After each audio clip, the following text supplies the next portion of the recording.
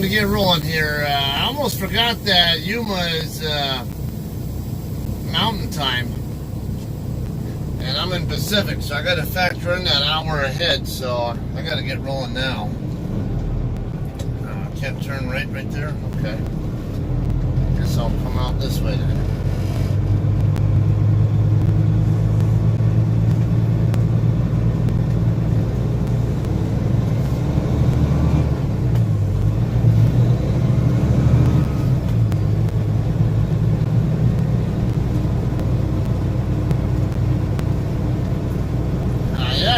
I came over here to get my trailer washed out and hang out, and I didn't see the other JCT driver I saw the other day.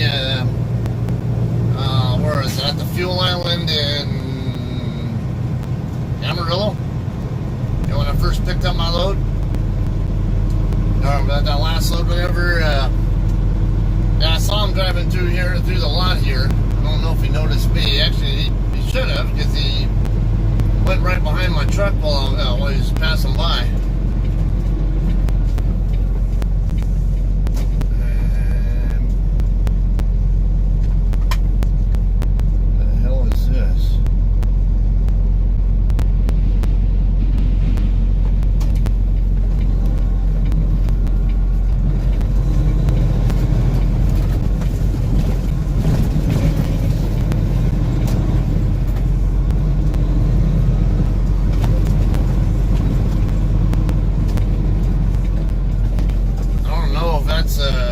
What's up with this frickin'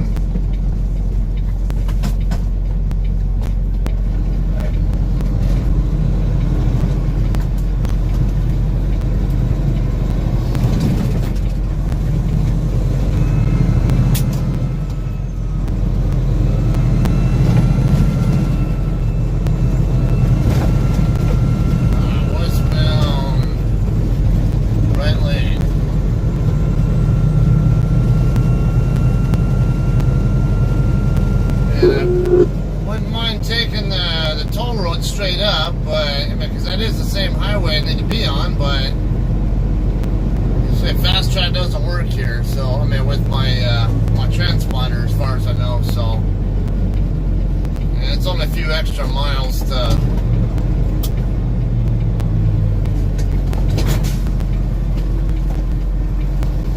go the other way anyway.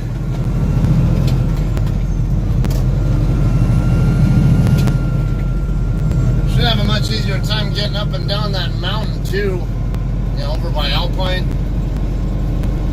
Empty trailer means won't be anything there to slow me down except maybe other traffic. Meter lights are off. Wait on this truck to go by first though.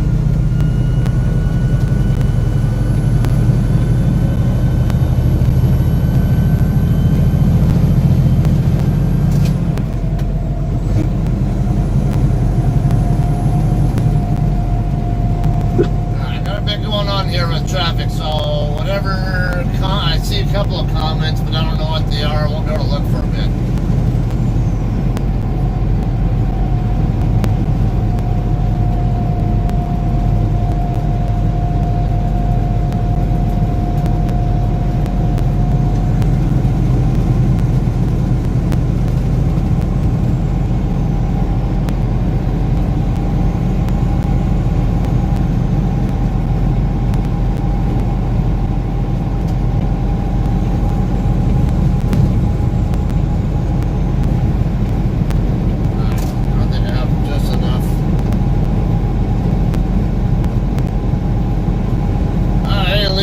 Tom.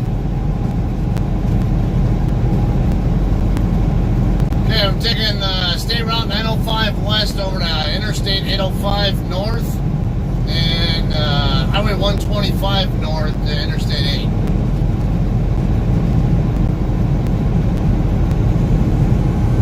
This guy's not helping me out here.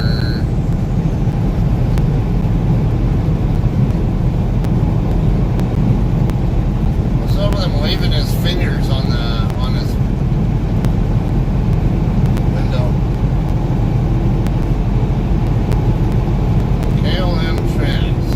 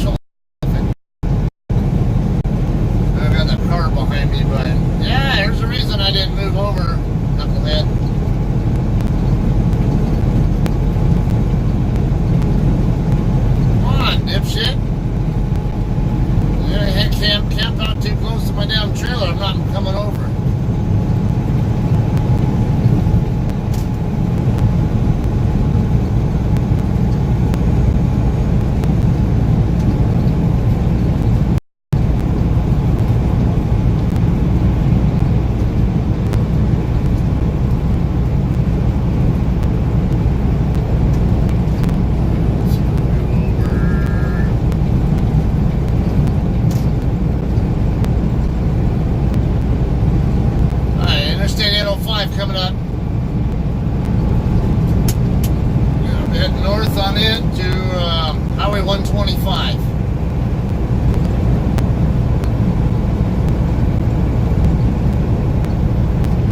Hey, James.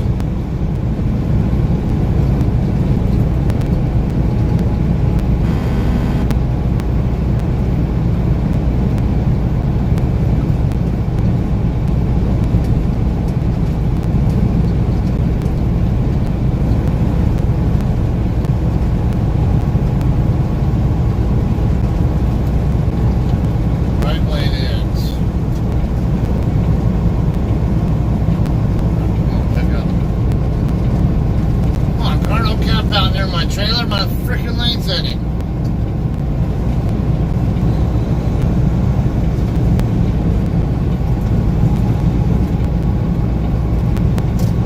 Trailer, and it's already following closer than I want him to be, even if I knew I was straight.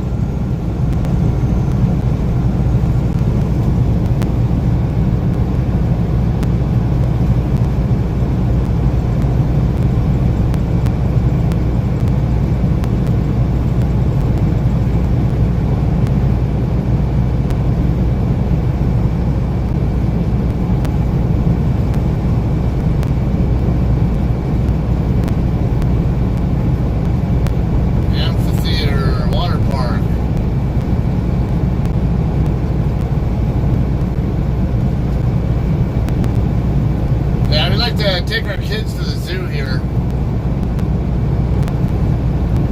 I always jokingly tell them so they can visit some of their relatives.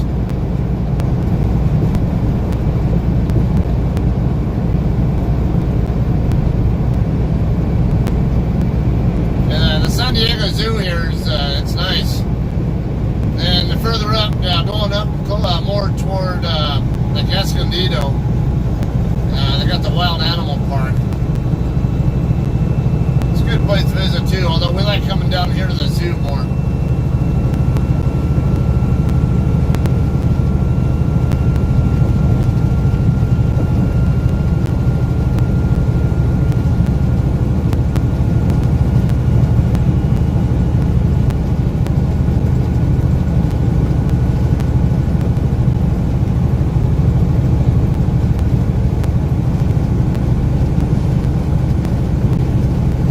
Have a good night.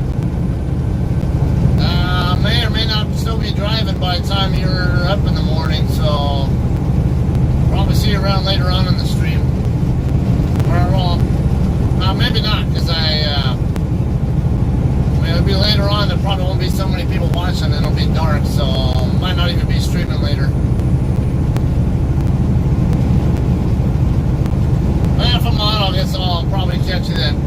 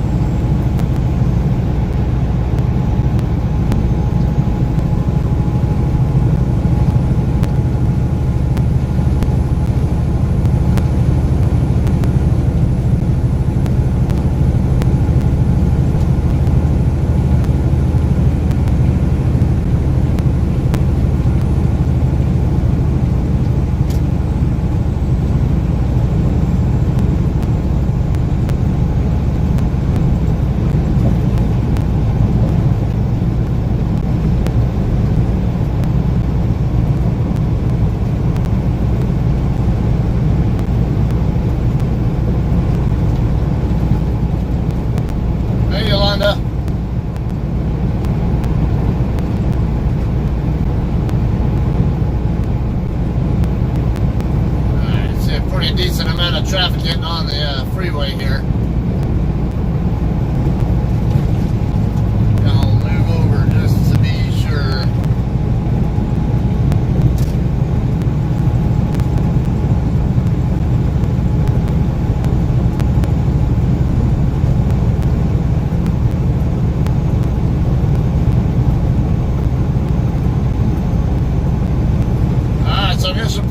purple versus yellow game since Tom is still on here and Lisa's going offline, so.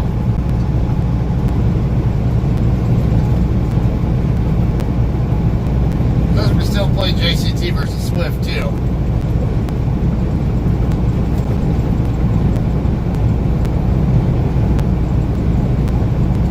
Nice view of downtown San Diego there, straight ahead. Kind of over behind the trees though.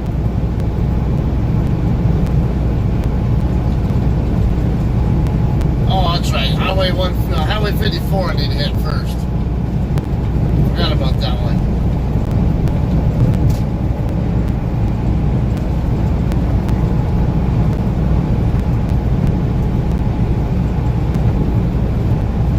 Got a lot of traffic getting onto here from these on-ramps.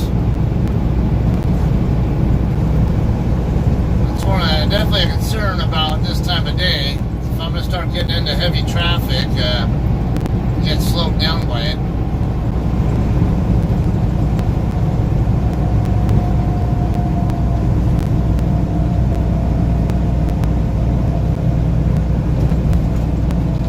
Sorry, car, I can't move over because my exit's coming up. Can't move over regardless.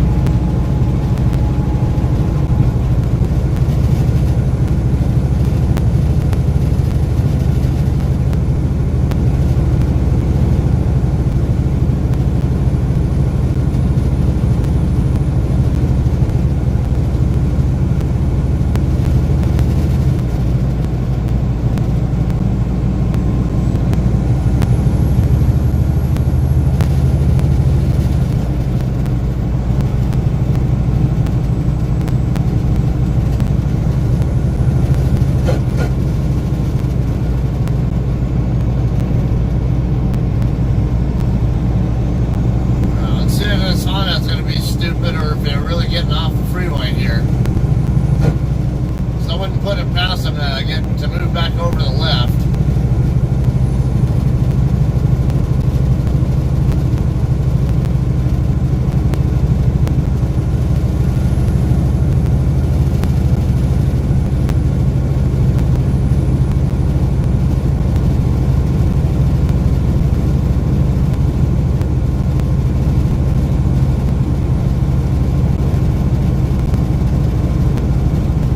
Oh, they are getting off here.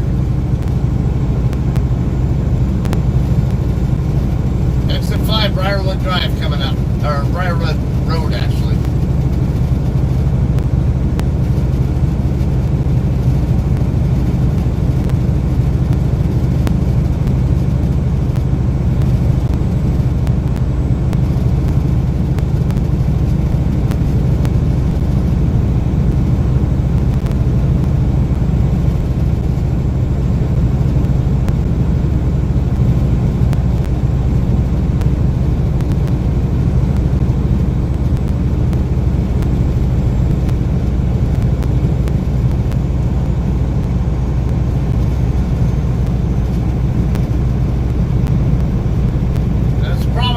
green veggies kind of load, and it's going to Fort Worth.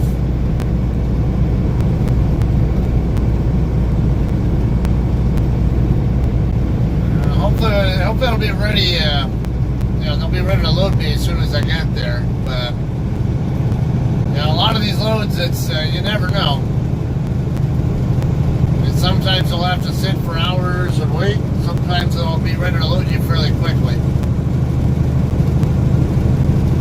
Most of the time, I can't say I have too many problems, but once in a while, we do get delayed, and sometimes I think I've had better luck with that than with the load delay issues than a lot of other drivers have had.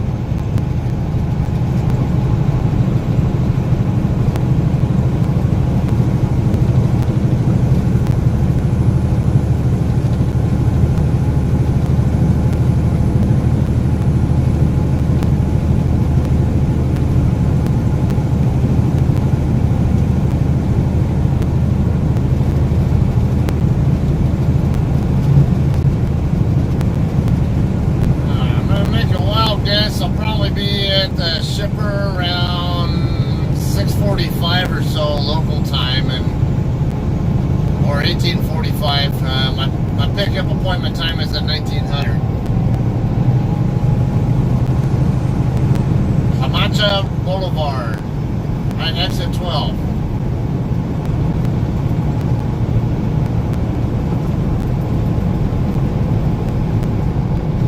Paradise Valley Road.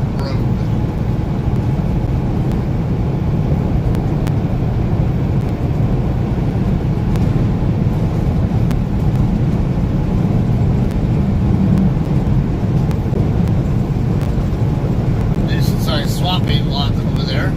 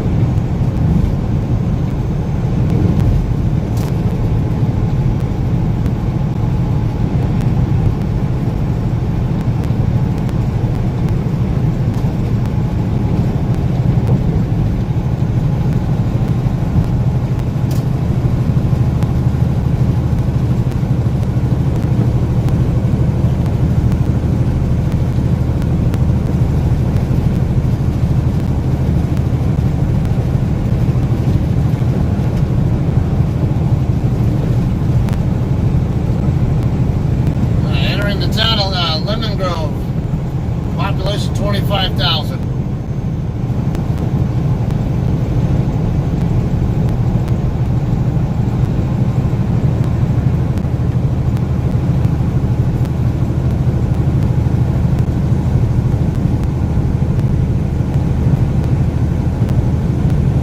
A beautiful 2020 in sunny San Diego. Yeah, I guess it is sunny here today. Scattered clouds. I think I could make that work. It's going to be a beautiful 2020 in sunny San Diego, California.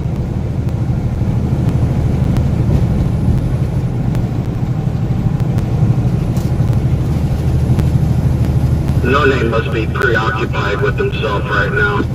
I had to kind of force my way in here because I didn't think that car over there, back there, was going to want to let me in. Like, I only have so much time to get over here.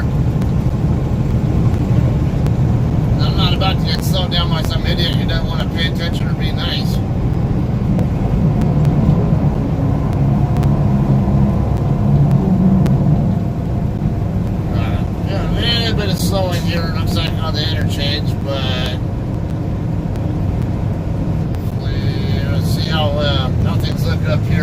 are actually done.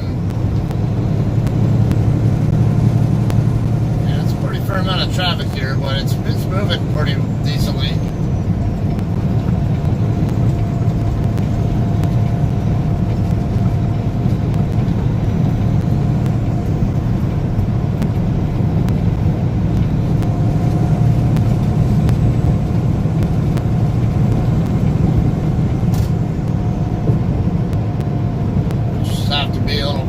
Coming through here, looks like, until we get out of that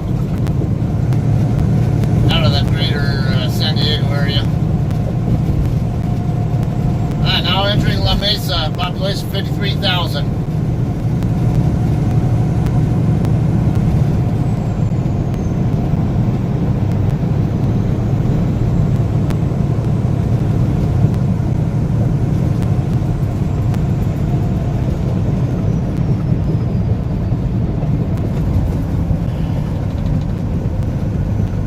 Room for me to move over.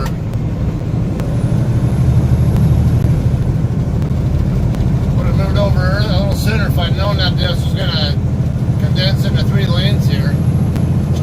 Interstate 8, 1 mile away.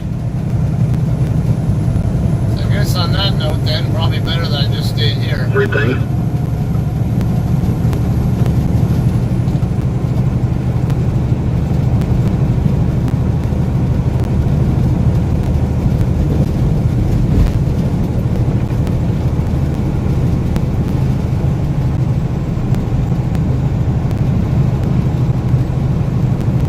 Eastbound 8, half a mile.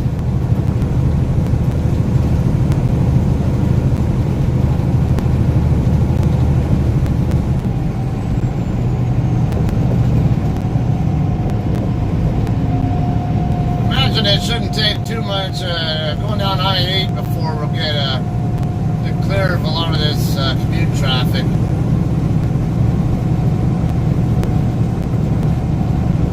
I don't know though, some of these people probably live in Alpine and might end up being a little heavy all the way up all the way That's there. right, I have to.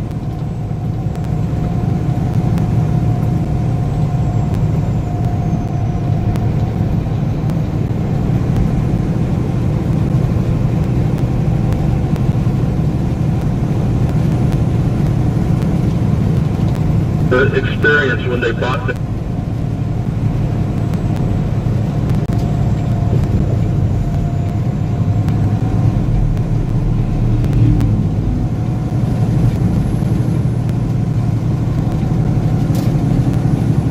El Cajon Boulevard, 1 mile, exit 15.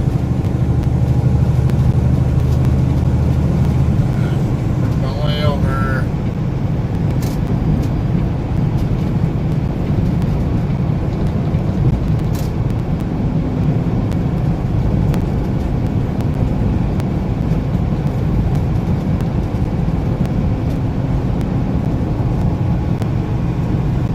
What's up, Carl?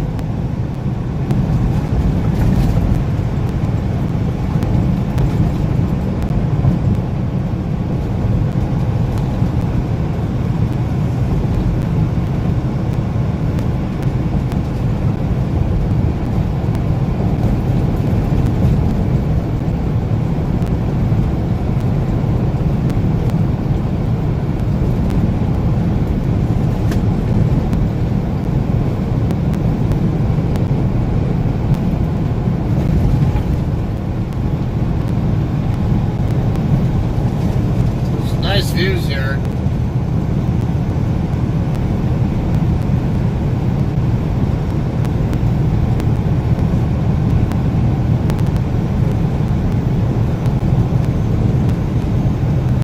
Yuma, 162 miles, so less than 3 hours. Which is a good sign. So, I was thinking maybe 6:45 when I get there. Factoring in the time zone change.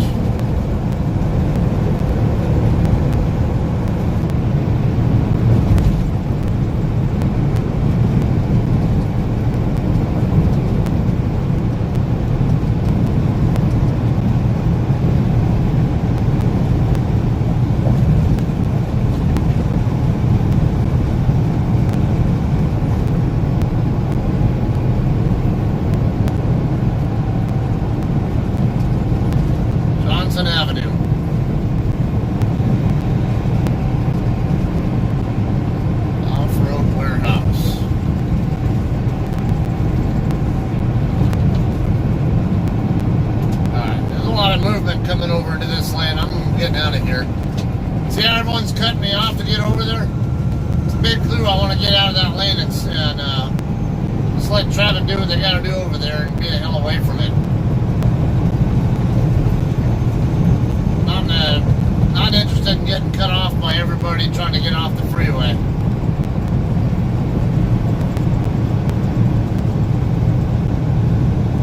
And of course it turns out I needed to be over here anyway.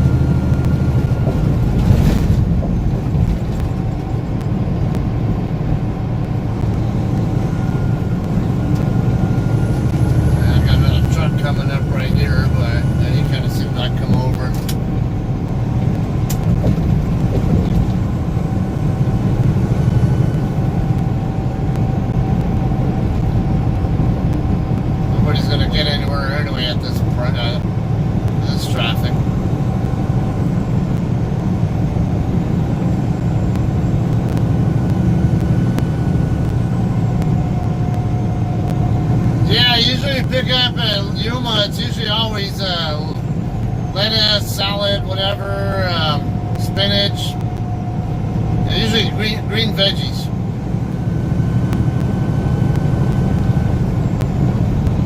I was going to Fort Worth, but yeah, usually always, anytime I pick up at Taylor Farms, it's always a green veggie load.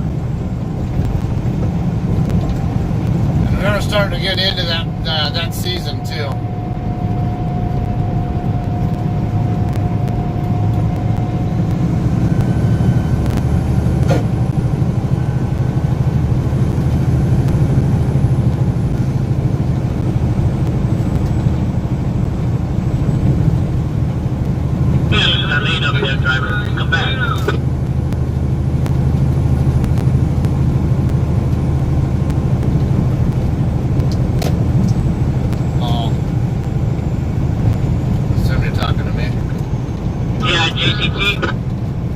Yeah, I appreciate that. I'm not too familiar with this part of the interstate. No, that's cool anytime.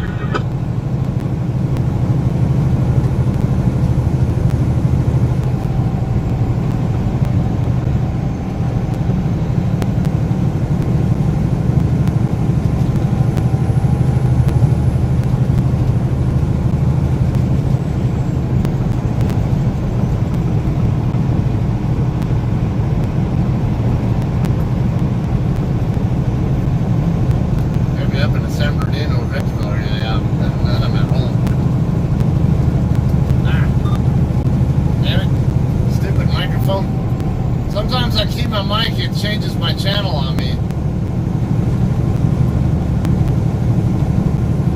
It ended up switching me over to channel 17 just by keying the mic.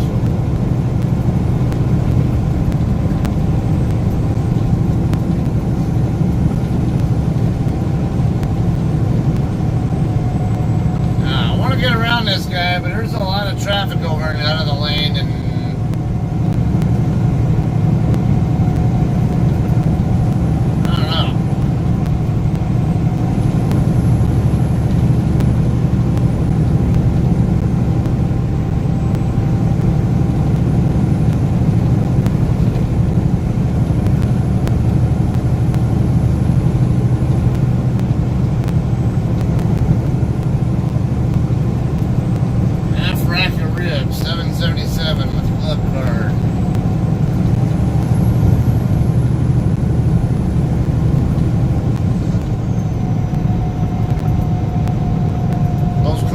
Road, exit 22.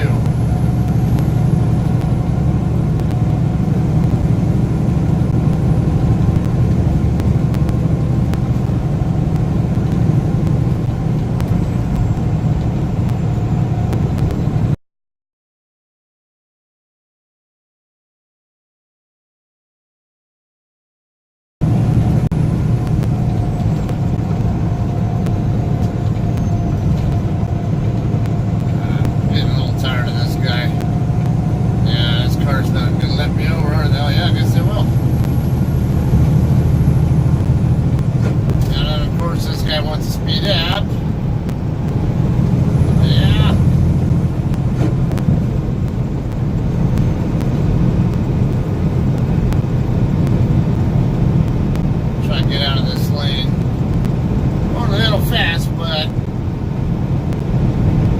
kind of done being behind them.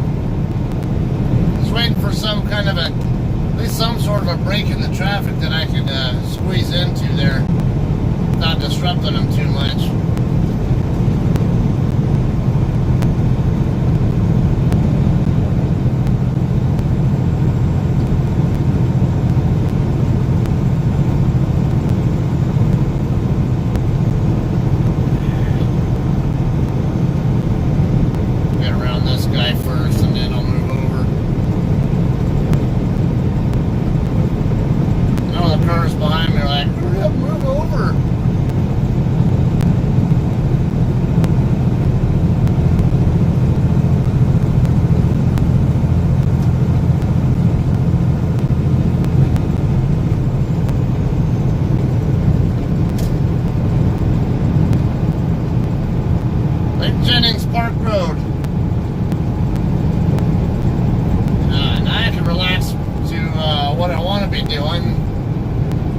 Open road to work with.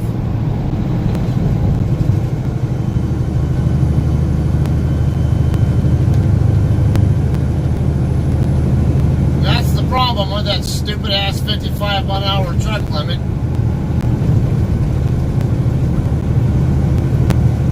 Causes people to go slower, and then it just jams everybody up.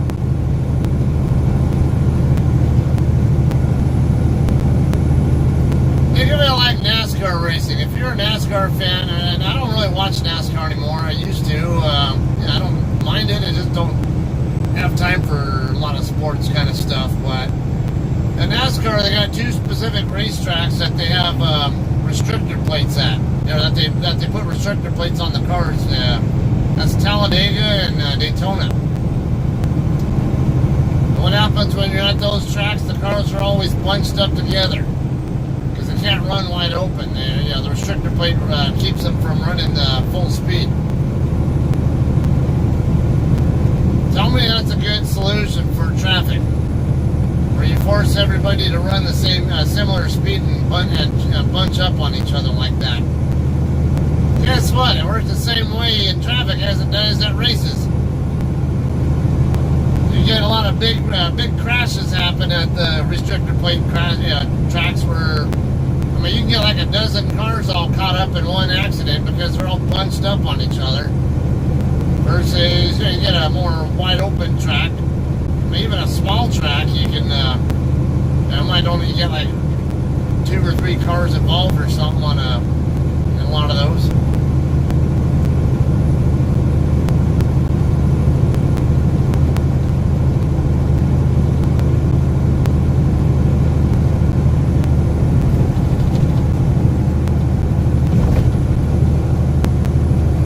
Food for thought on that here too is this is the only state in the entire U.S. where trucks have a statewide 55-mile-an-hour speed limit. Now Washington's almost as bad at 60 miles an hour, and in Oregon, they used to be as bad on I-5, but they increased it to 60 for trucks there, and then I-84 in Oregon is actually 65 for trucks. And 70 for regular traffic. I can handle 5-mile-an-hour split speed. 15 is too much. That's not safe. At least not in my opinion. Harbison Canyon and Dunbar Lane.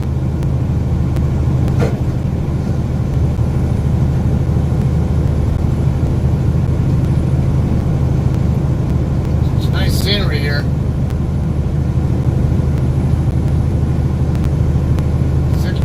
Indian Reservation, next section.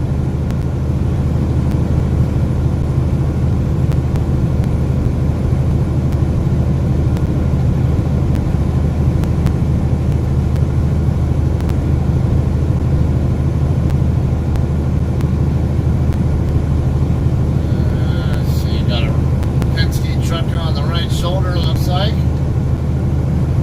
Not going to be able to get over though.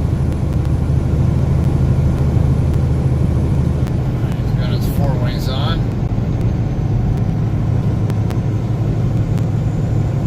Back it off a little bit at least.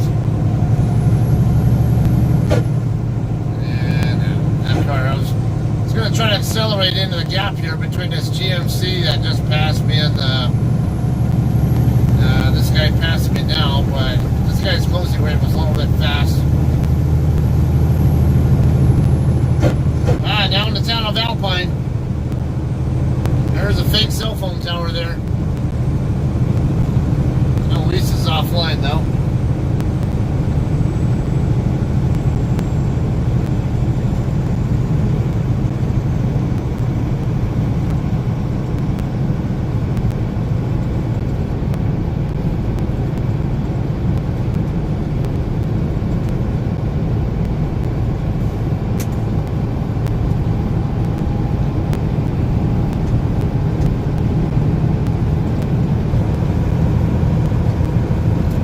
Central, 93 miles. An hour and a half drive.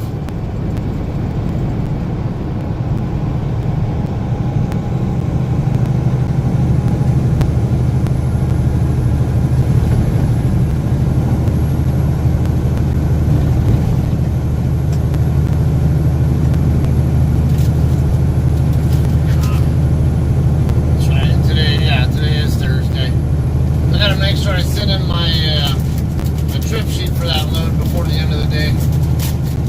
Take care of that one again. You know, when I'm loading or waiting to load.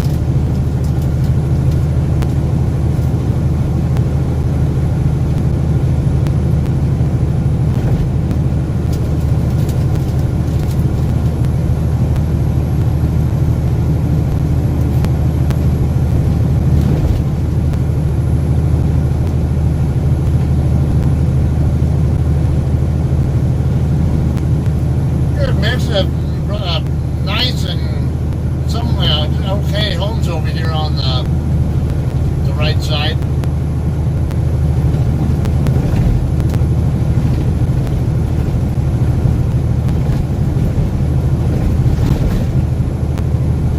Some look a little bit older and smaller, and then some others are nice and bigger and newer looking.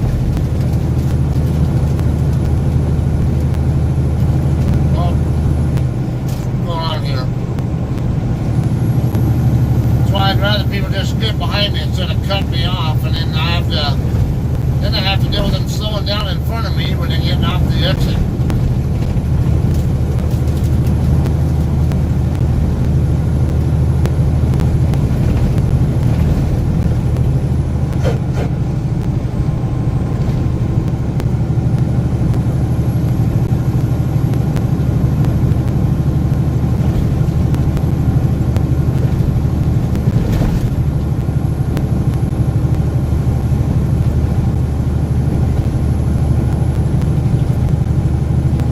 Interesting solar power array there.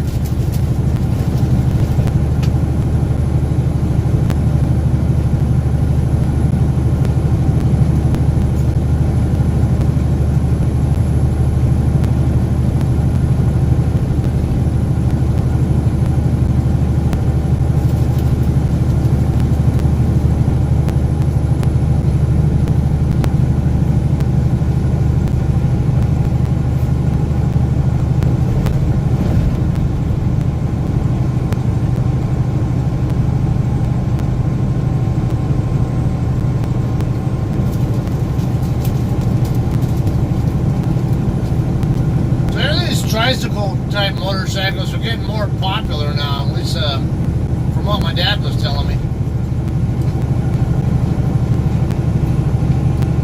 Got a couple of them getting ready to pass me right now on the far left lane, number 1 lane.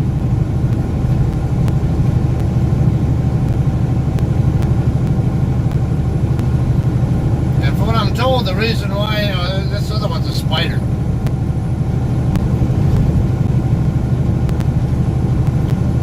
Yeah, that right there is the kind my dad rides. Spider. Alpine Boulevard, Willows Road.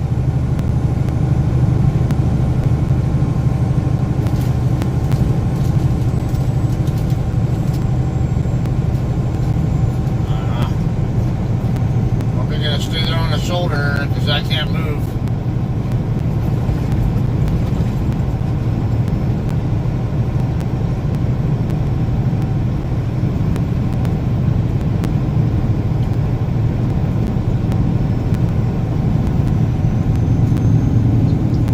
Yeah, from what he told me, they're getting more popular because a lot of riders are in their like 50s and 60s, whatever, having have back problems, and I guess the trikes actually are better for their backs.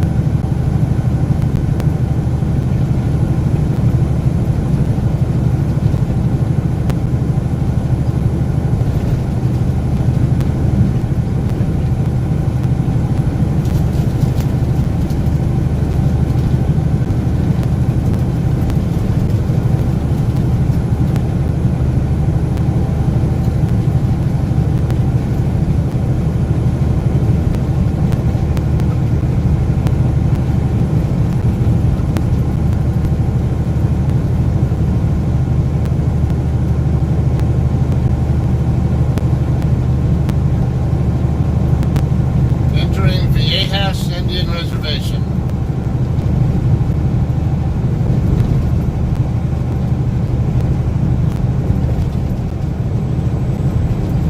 Viejas Casino Resort. It's not a bad looking place.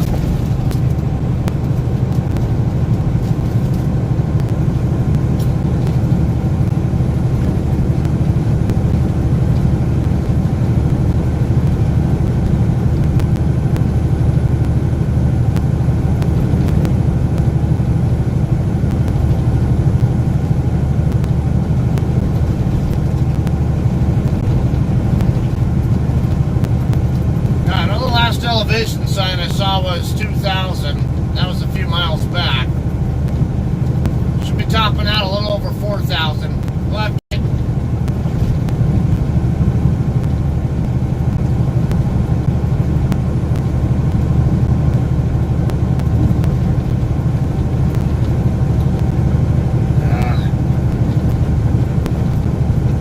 if only I had time to stop at this Vista point, but I gotta make sure I get there on time.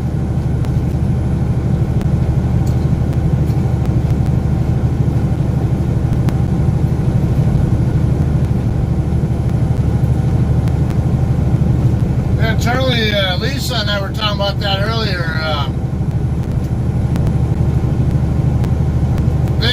Yesterday, the official count was up 14 subscribers just yesterday alone. And I think it could be in the same ballpark today. We'll find out later tonight. When I finish my shift, I'll check the analytics again. But I'm actually up 114 subscribers in the last 28 days.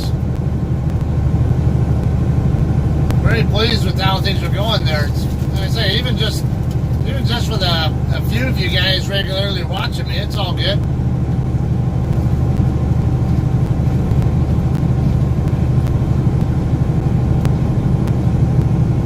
Not necessarily trying to become internet famous or anything like that.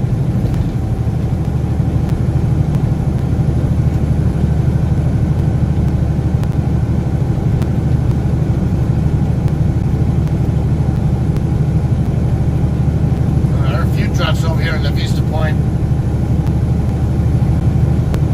Alright, 3,000 foot level, so about another 1,000 to go before we can get to the top.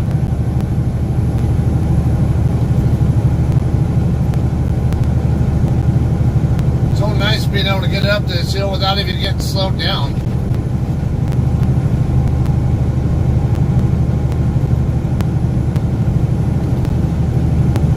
Yeah, also my number one talking from, what was that, is it 3 years ago? Yeah, I want to say 3 years ago. Not too long ago, it was only, it was getting like 1,500 to 1,700 views every 48 hours. And I think it's been getting shared again on Facebook or elsewhere because the view count has gone up into about the 12,000 per 48-hour range now. Which I've seen surges on that video before, and it's usually been when people share it on Facebook, which, and I do see analytics showing that there's been a lot of people watching it or coming in from Facebook to see it.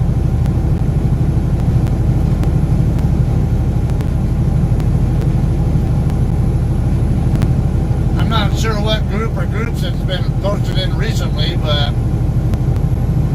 I have seen it get posted to groups before, and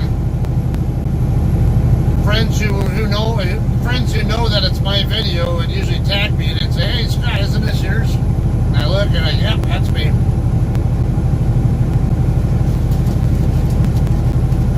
In fact, one time I'd been on that, she tagged me in it.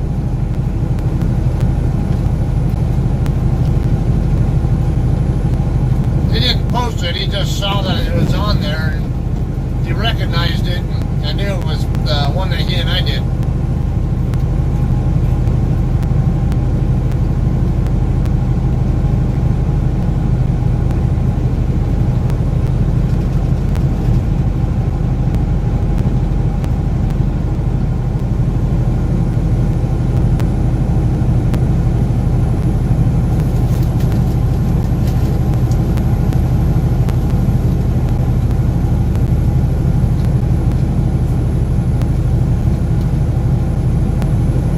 Blindsiding into my spot this morning, actually, at my dock door at my receiver. I was able to actually walk my bills over to them when I got up, and because you guys who were watching my stream yesterday saw how I parked on that cul-de-sac there, not too far away from the end of the street, and all I had to do was really walk to the end of the street, go across the street, and then the very first driveway there was the customer. So I just walked up there, gave him the bills, and then he ended up telling me, "All right, go ahead and dock him at door 13. There were a couple of containers parked across the lane for me, though, so... and then there were trucks in doors 12 and 14, so... there wasn't going to be enough room for me to sight sign it in.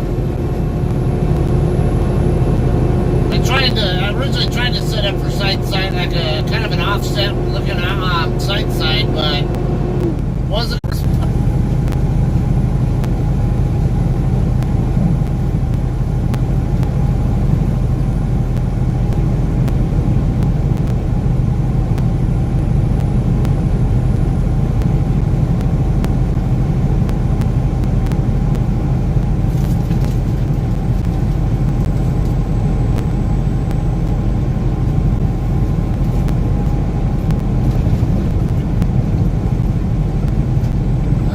We're getting some buffering now. I'm getting alerts on my phone, and see the viewer count's dropping too. So it's just, if you can hear me now, just hang in there. You'll get me back pretty soon. Or it might take a little bit of time here, but.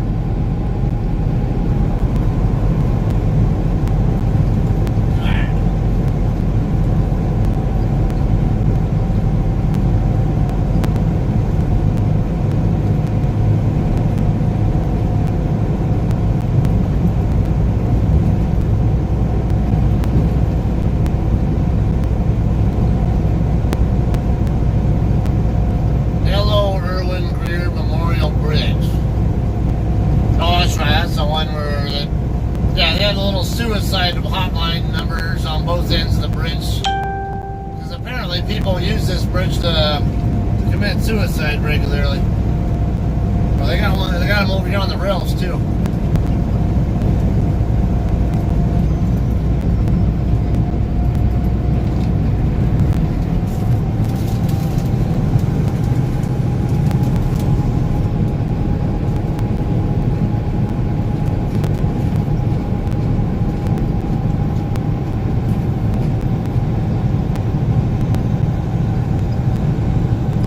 Yeah, I could probably get a booster. I don't know how effective it will be, but some of these areas, I'm not sure it's going to help much because with the terrain here, it's a line of sight problem.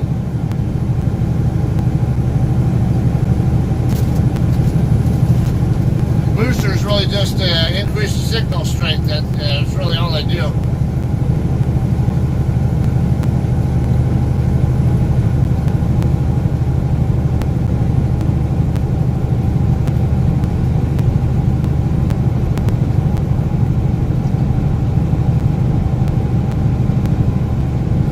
Valley exit.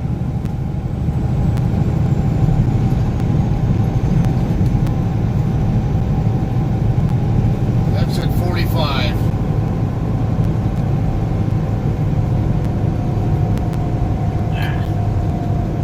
Even first stage Jake is too strong.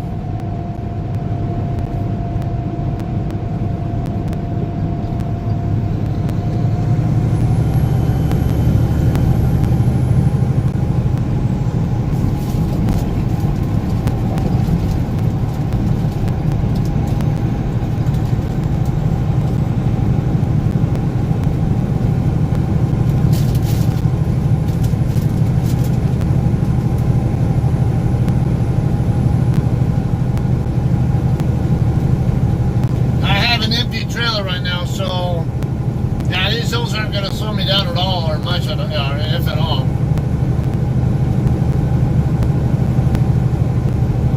Laguna Mountain Recreation Area. Now going down the other end, the east end of the hill, though, there is a truck speed limit for a bit, so we'll have to mind myself through there.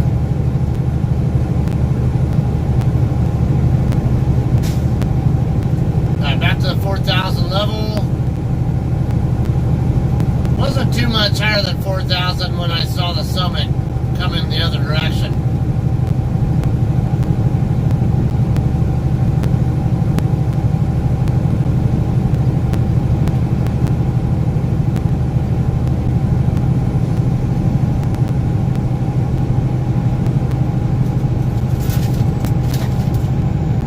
Laguna Summit, yeah, that's what it is. 4,055 feet.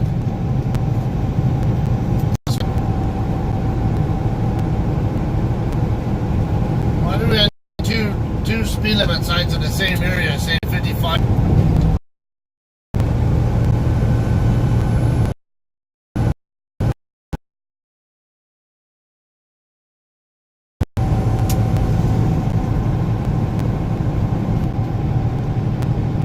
Passing by the border patrol checkpoint on the westbound side now. Hey, Salvia. Fix that a little bit.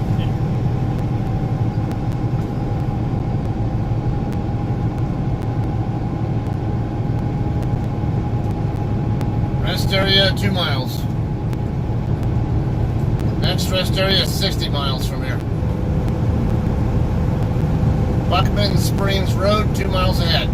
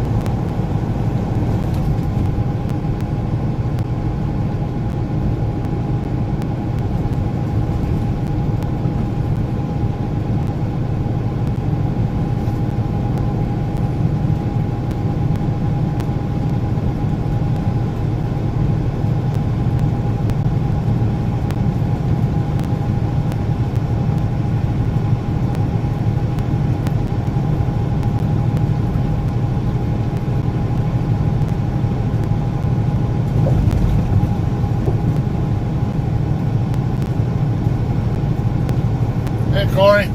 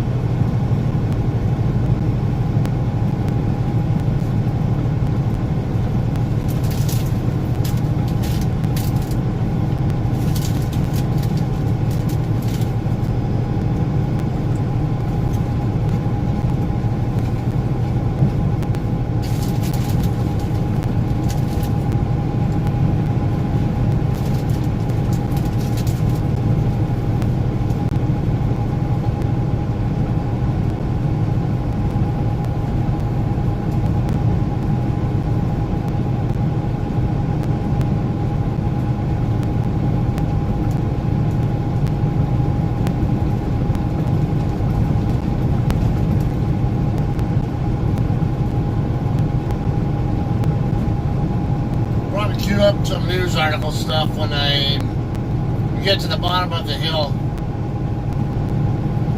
A more open area.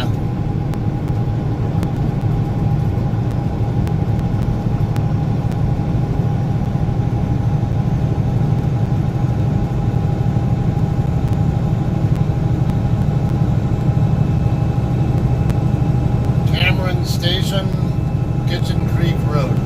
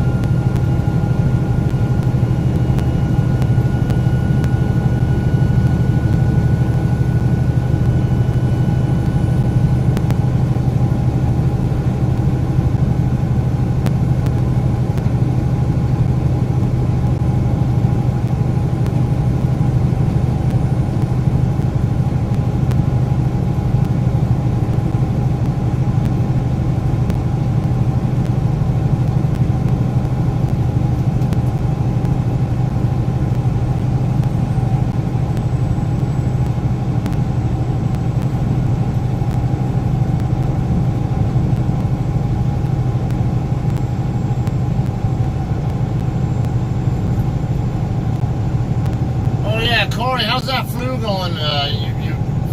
You done with that now, or are you still trying to fight it off?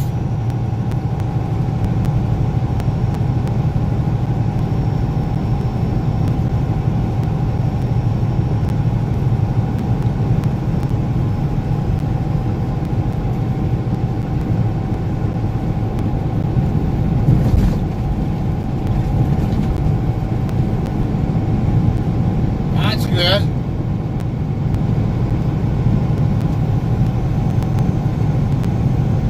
A tour bus passed me up now. Highline Charter.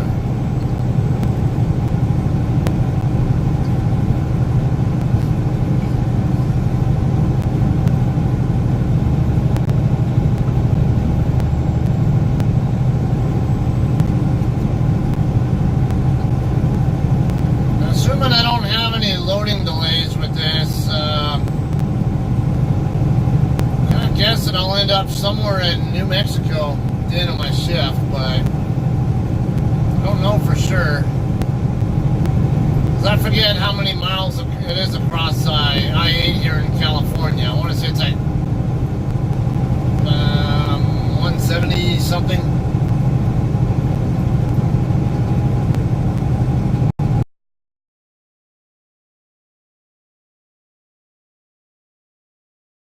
Maybe even into El Paso.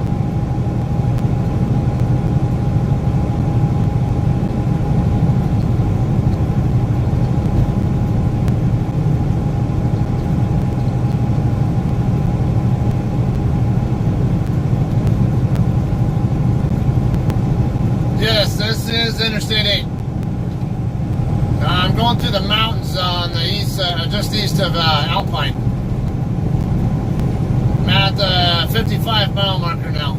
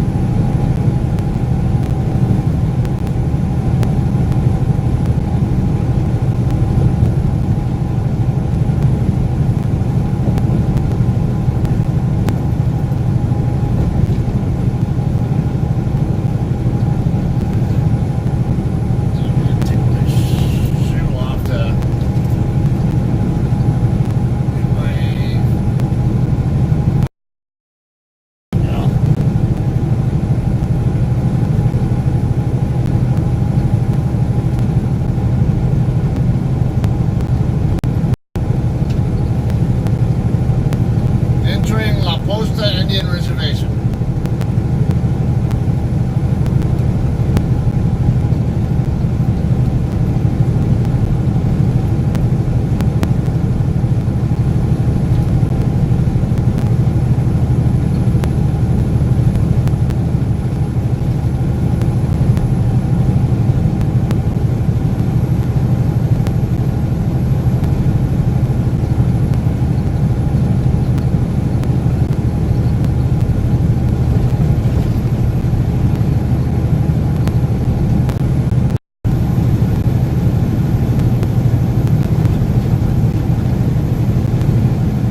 Up to 4,000 foot level again, so it's basically like 3 peaks here.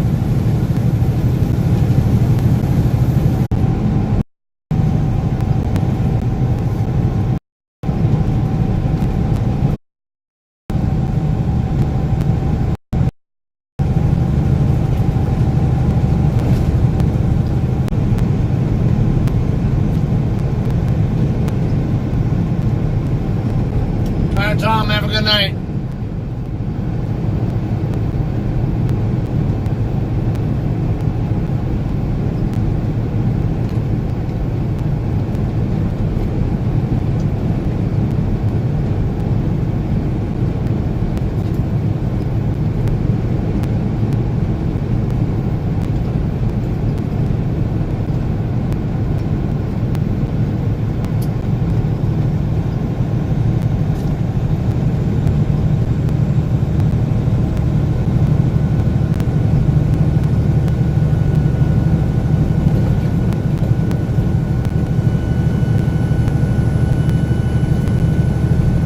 Strong winds, next 28 miles.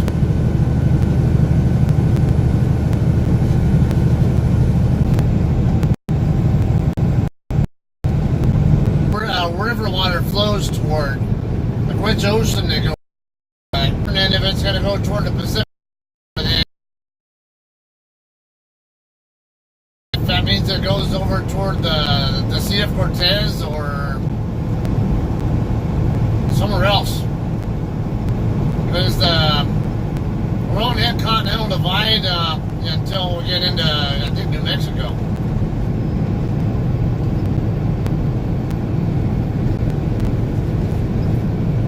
Basically, once you get to the east end of the Continental Divide, then the water on that side of it all flows toward the Atlantic Ocean.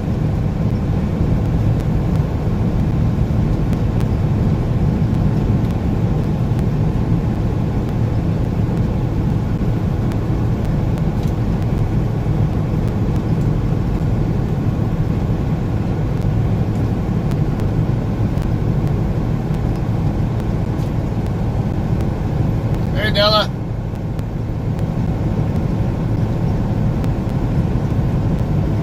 I'm on my way to Yuma to pick up my load, and the load will be going to Fort Worth.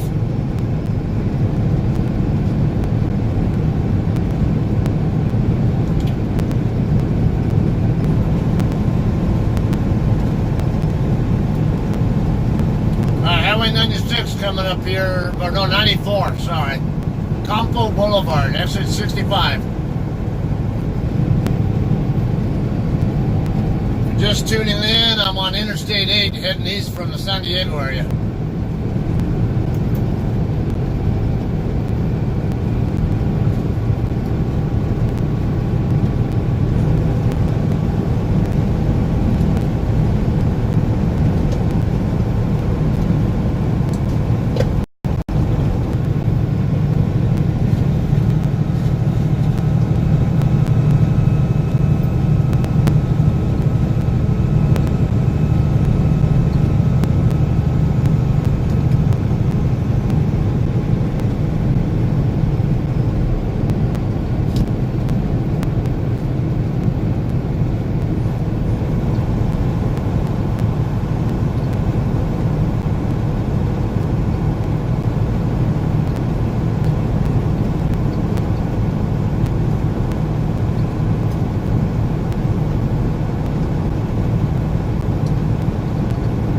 Hot Springs, 7 miles. El Centro, 52 miles.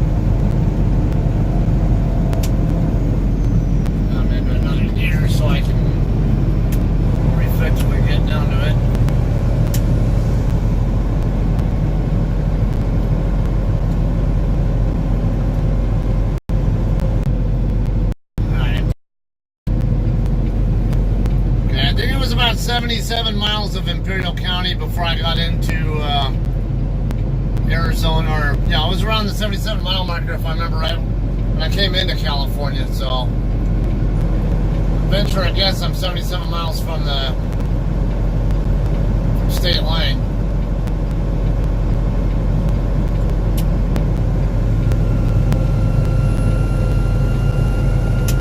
I don't know if that'd be right though. Let's see. Yeah, it might not be too far off because I'm driven 87 miles. Probably be a little longer than that.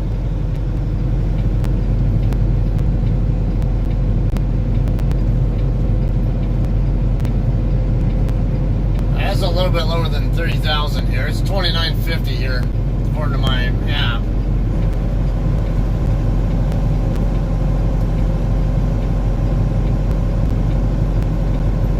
First.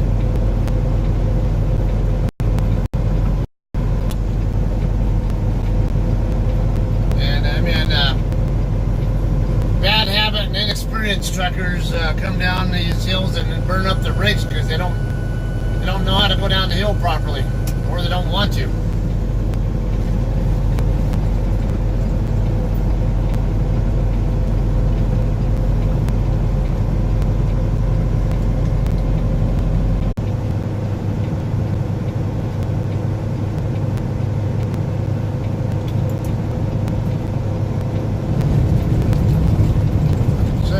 Grade, that's 5 miles.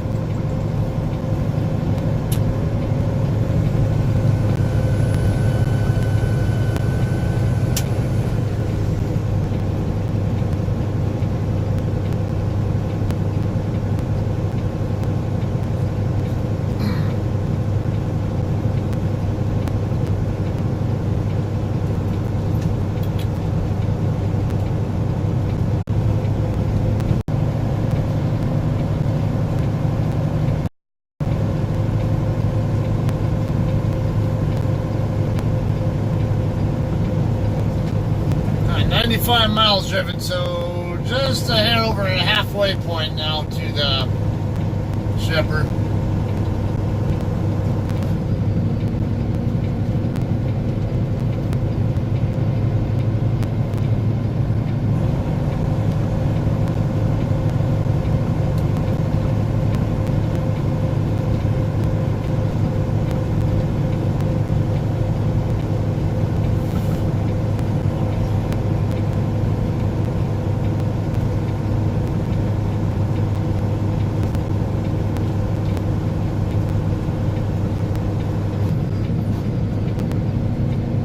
God, finally done with this stupid thing.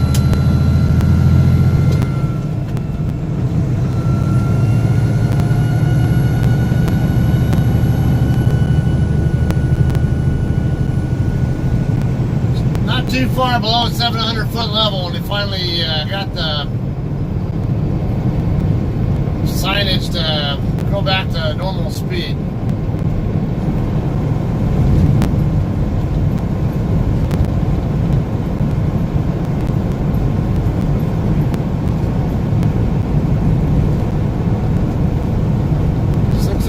Now.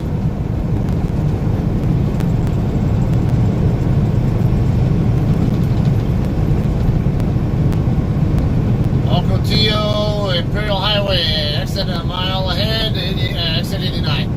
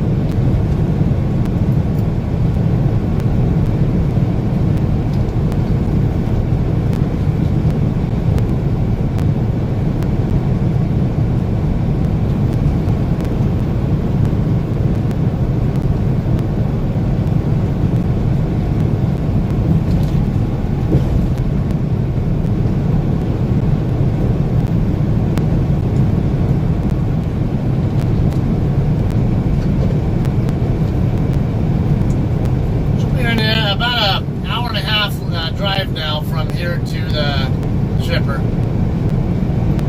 So we're in a ballpark. Still looking at maybe 6:45.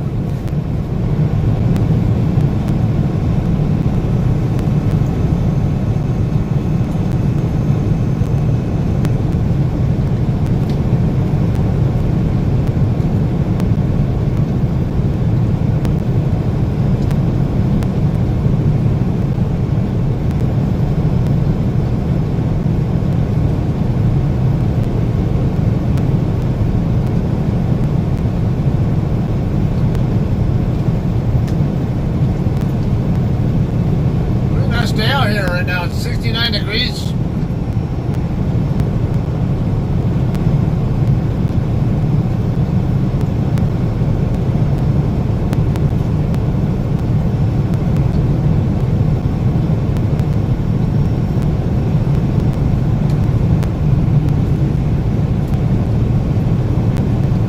That guy passed me up earlier. And his buddies there must have stopped for fuel or something. Boy, they picked up an extra rider too. Idaho Northern and Pacific Railway. Interesting.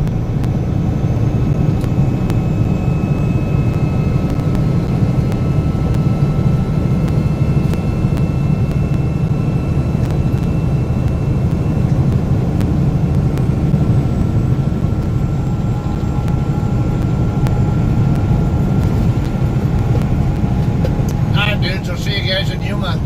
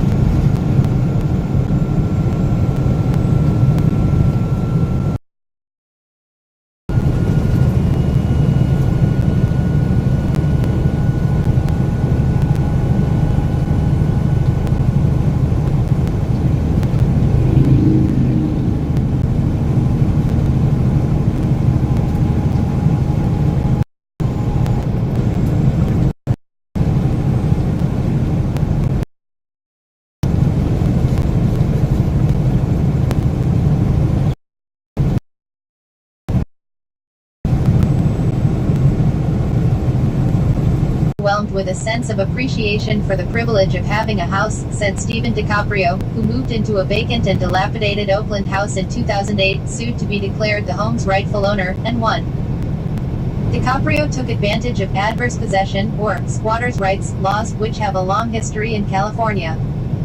Squatters can sue for legal possession after living in and taking care of an abandoned house for 5 years, as long as they meet certain conditions. Them in today's hot market, the issue recently emerged into the national spotlight. The controversial group Moms for Housing moved several homeless women into an empty house in Oakland without permission in November, and dug in their heels when the landlord tried to evict them. An Alameda County judge on Monday came onto the scene. Families have been residents in the city. There be set of owners she describes as absentee landlords.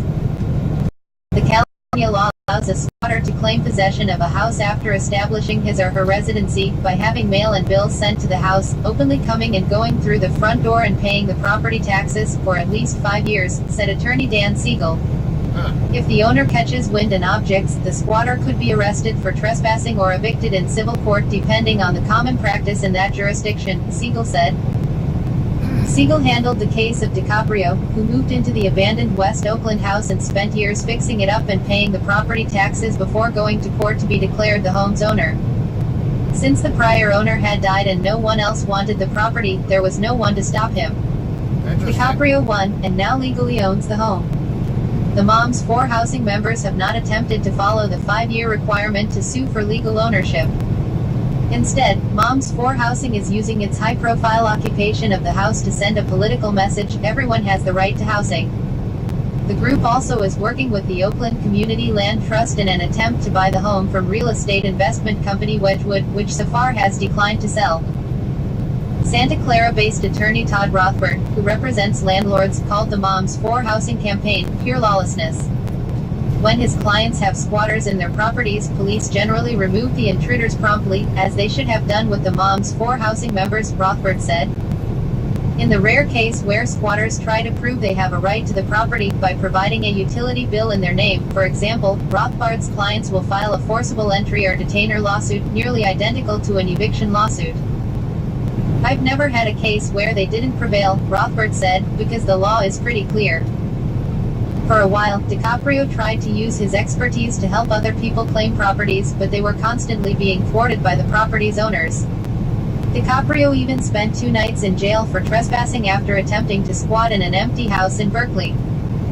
So he shifted his attention to fighting for the rights of Oakland's homeless in other ways, particularly through his work as executive director of the Meiklejohn Civil Liberties Institute, a human rights-focused nonprofit based in Berkeley. But he still thinks about all the empty properties, and the difference they could make. It would be great if we could just identify all the abandoned properties in Oakland and house all the homeless people in them, DiCaprio said. And then the problem would be solved at that point, at least the immediate problem of people being unhoused. But Rothbard isn't worried about Moms for Housing sparking a spike in squatting. This type of situation is very rare, he said. It's not something I expect to see a lot of.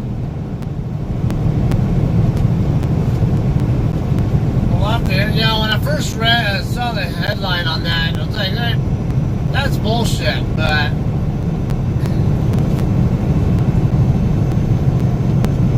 having listened to it now, I'm a little more on the fence, I'd say. I mean, after all, how much of a ghost does the landlord have to actually be for someone to be in their property, on their property, and paying the taxes on it for 5 years and them not even notice it? Unless it's a case like that where the homeowner died. Well, then if the homeowner died, then who ends up getting the estate?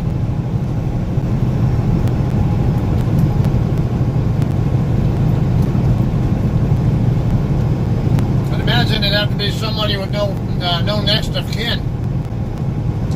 Even then, though, there's still someone who can take over legal ownership of the home.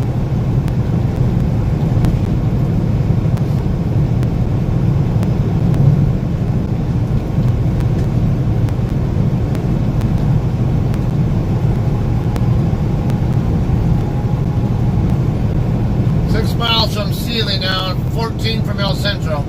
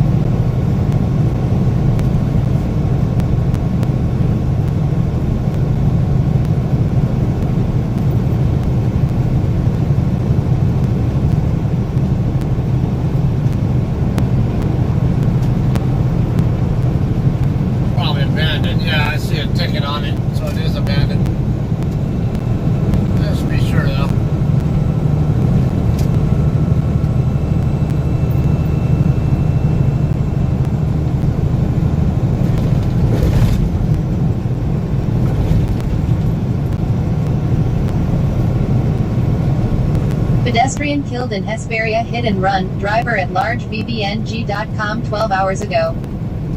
Hesperia, Caleb. bbng.com, police are looking for a driver who struck and killed a pedestrian early Thursday morning in Hesperia. The sheriff's major accident investigation team, MATE, is looking into a deadly hit and run that left a pedestrian dead in Hesperia early Thursday morning.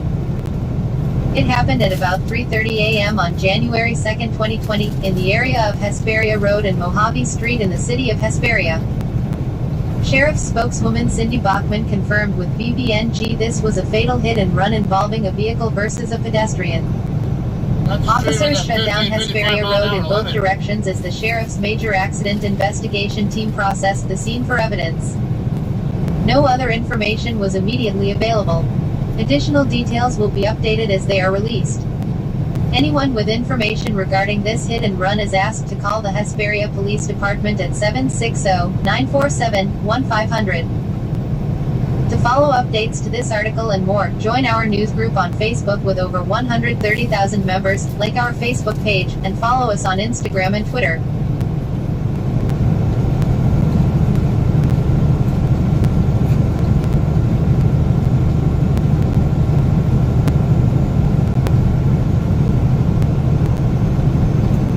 Hesperia Road is that cross street, that major cross street I go by right by where I park my truck when I'm home. If you take that down to the south past Bear Valley Road, that's when you get into Hesperia. So down that way, it's a 2-lane road with I think mostly 50 and 55 mile an hour speed limit. Got railroad tracks right in that area too.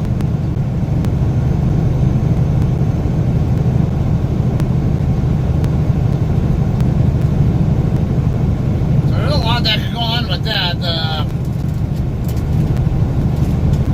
Could have been a careless, probably a careless pedestrian.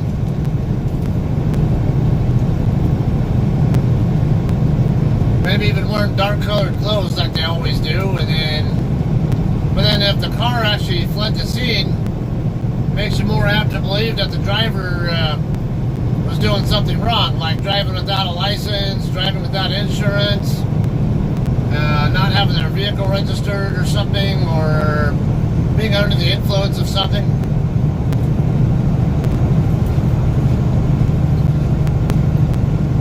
Maybe even texting and driving.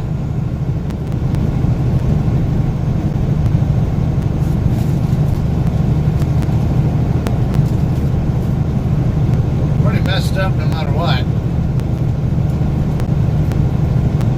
But a lot of the pedestrians don't take enough responsibility for their own safety either.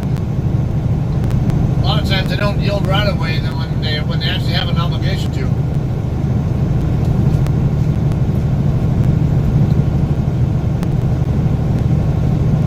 Now rest area 2 miles ahead, next one 50 miles.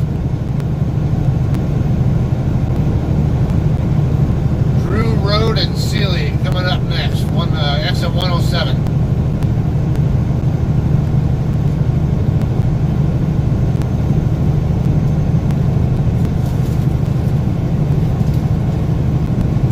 Starting to get darker and darker here. It's not quite 4:30 local time, or 16:30.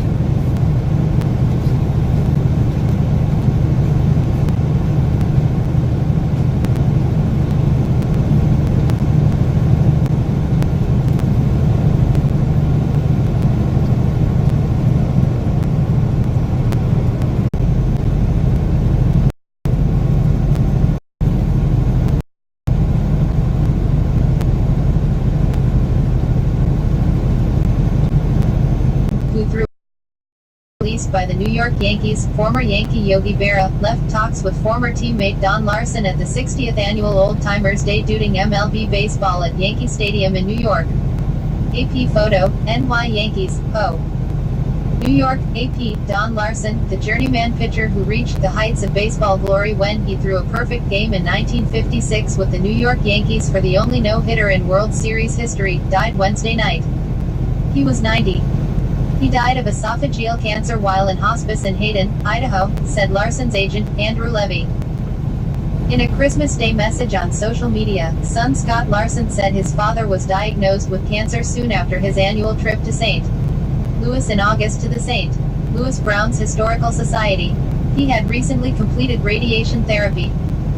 On a Larson was the unlikeliest of characters to attain what so many Hall of Famers couldn't pull off in the Fall Classic.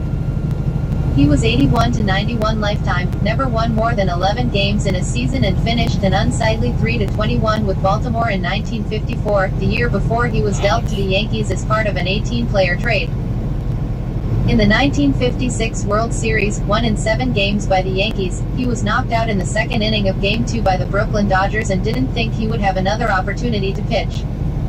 But when Larson rode in games and struck out 7, needed just 97 pitches to tame the Dodgers and only once went to 3 balls on a batter, against Pee Wee Reese in the first inning. In winning 2-0, the Yankees themselves only managed 5 hits against the Dodgers' Sal Maglie, but scored on Mickey Mantle's home run and an RBI single by Hank Bauer. Larson, selected MVP of the 1956 series, had 2 close calls. In the second inning, Jackie Robinson hit a hard grounder that was deflected by third baseman Andy Carey to shortstop Gil McDougald, who threw out Robinson.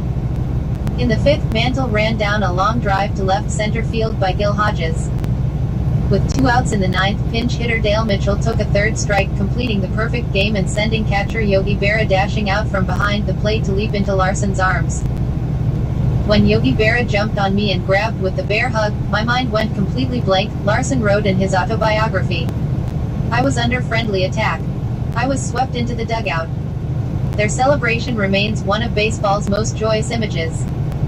Don's perfect game is a defining moment for our franchise, encapsulating a storied era of Yankees success and ranking among the greatest single-game performances in Major League Baseball history, the Yankees said in a statement. The unmitigated joy reflected in his embrace with Yogi Berra after the game's final out will forever hold a secure place in Yankees lore. It was the pinnacle of baseball success and a reminder of the incredible, unforgettable things that can take place on a baseball field. Born August 7, 1929, in Michigan City, Indiana, Larson moved with his family to San Diego, where he went to Point Loma High School, the alma mater of another Yankees perfect game pitcher, David Wells. Larson played basketball and baseball and was signed by the St. Louis Browns for a $500 bonus and $150 a month. After 2 minor league seasons, Larson hurt his arm and then one season, but 2 of the wins were against the Yankees, who insisted he be included in the trade that also brought pitching star Bob Turley to New York. Larson started 1955 with the Yankees farm team in Denver, where he went 9-1 and developed the no wind-up delivery. Promoted to the majors midway through the season, he finished 9-2 for New York. Larson went 11-5 the next season and enjoyed the party atmosphere that came with playing for the Yankees, often running with not in Stengel's plans for the next day. Larson pitched in 3 other World Series. He won Game 2 in 1957 against Hank Aaron and the Milwaukee Braves, but lost the decisive Game 7. He shut out the Braves 4-0 on 6 hits in Game 3 of the 1958 series, when New York beat Milwaukee in 7 games, and was back in the Bronx with the San Francisco City in a deal that brought Roger the Orioles. He was sent back to the minors where he became a relief pitcher and then moved on to the Giants, Chicago White Sox, Houston, Baltimore and the Chicago Cubs. Larson retired in 1967 with an He attended the Yankees' annual Old Timers Day after throwing out the ceremonial first pitch. No other pitcher has thrown a perfect game in the postseason, but in 2010 the Phillies' Roy Halladay pitched a no-hitter against to tie it. Night, Cohn tweeted, "Rip my friend," with a photo of himself, Wells and Larson together on the field at Yankee Stadium. Larson is survived by his wife of 62 years, Corrine, daughter-in-law Nancy, and grandsons Justin and Cody. Funeral arrangements were pending. I just got past Highway 111 here in El Centro. Right around 60 miles. Civic that just passed me.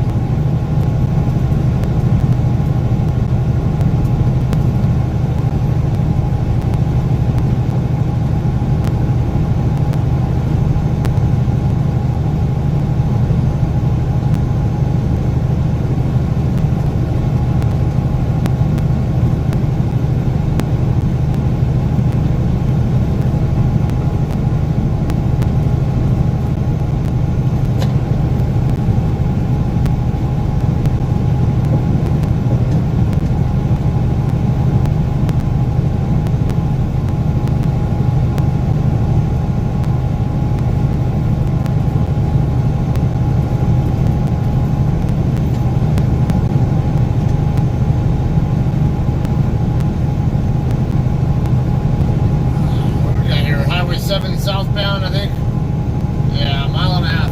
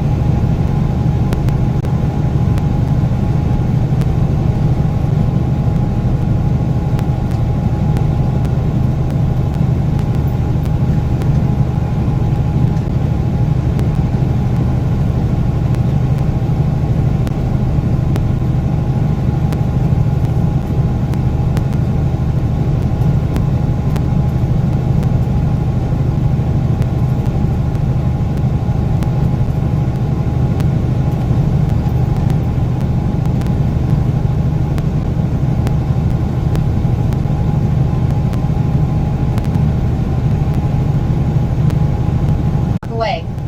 My dad says was a dad, then punches him in the nose. Broke dad's nose right there, nearly knocked him out. He drew back to punch again, and I cut in between them. He hit me instead, a glancing blow off the side of the head. From the police reports, the guy turns out to be 6 feet 1 inch, 220 pounds, so he hits hard. I knew I couldn't let him hit me again, so when he sets up I drop my guard.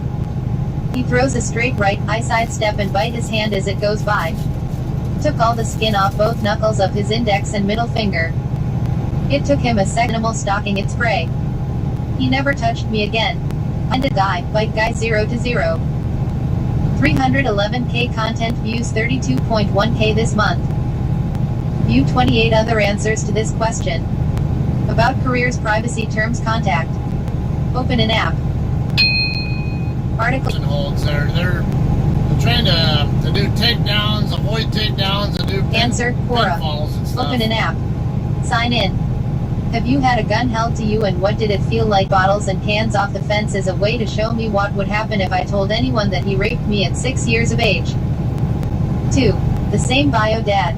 This time it was a handgun to my head as he forced me to perform sex acts on a young girl, same age as me, 8, of a woman he was seeing. Oh, I think I remember hearing about Both this times, I remember thinking that I would never see my mother again.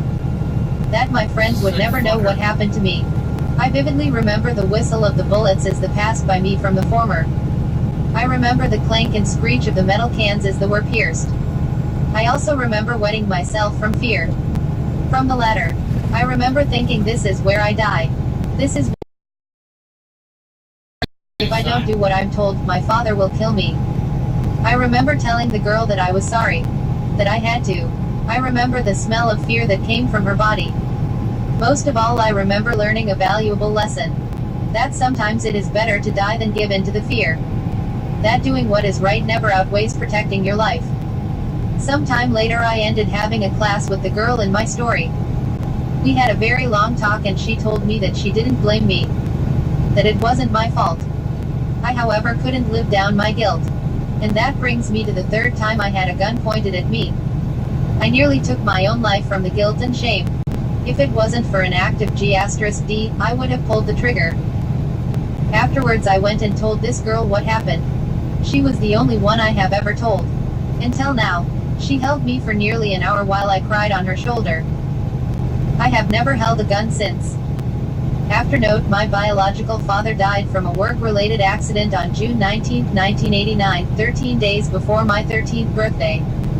The later incident with the girl was in high school. We were 17 at the time. And unbeknownst to me, as he was never allowed contact with me again, we were step-siblings for about 14 months. I shudder to think what that bastard may have done to her. I struggled with suicidal thoughts, as well as alcohol and addiction. 13.3k views. What the hell kind of sick piece of shit would do stuff like that to their own damn kid? Let alone...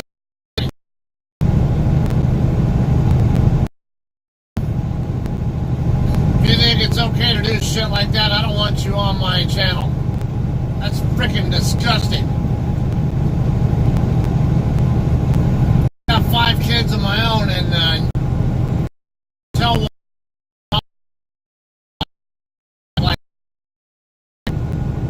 Melanie Cummings.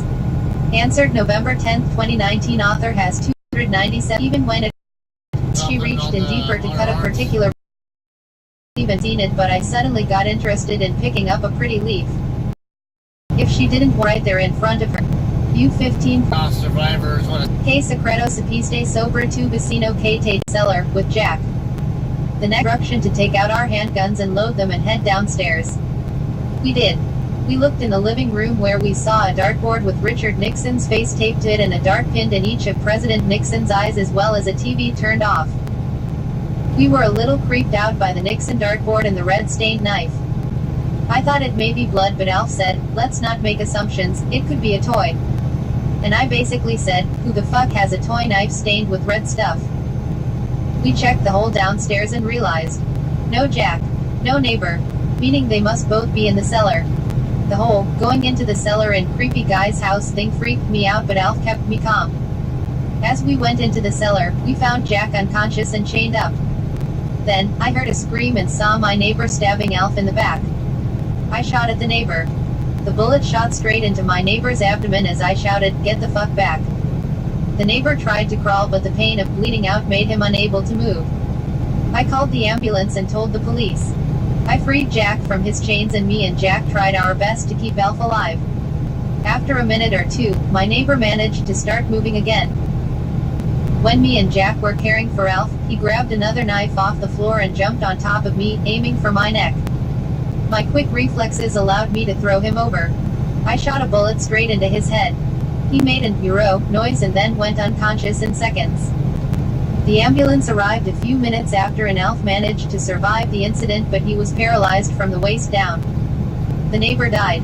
After identification, it was found that my neighbor had actually murdered 15 people. He would chain up his victims, strip them naked, and cut off their limbs until they died. I think if not for me and Alf, that would have happened to Jack. The house was claimed by the police and given to Alf as compensation for losing the function of his legs. Alf, Jack, and I were given an award for facing mortal danger. Alf got paid off as he couldn't work as a cop anymore. I'll never forget the incident as long as I live. I still live in that house with my wife Penny and my beautiful little daughter, Kate. Alf lives next door to us still with his wife Donna. Jack's no longer with us. He passed away in 1992 after a stroke. I've been in Alf's house, formerly my neighbor's house, a few times. Where the Nixon board was, he has a photograph of me, him, and Jack. The cellar is now a playroom for Alf's son, Jack, named after Officer Jack. Well, that's it. My weird neighbor story. 110 point. That is freaking rude. What the hell?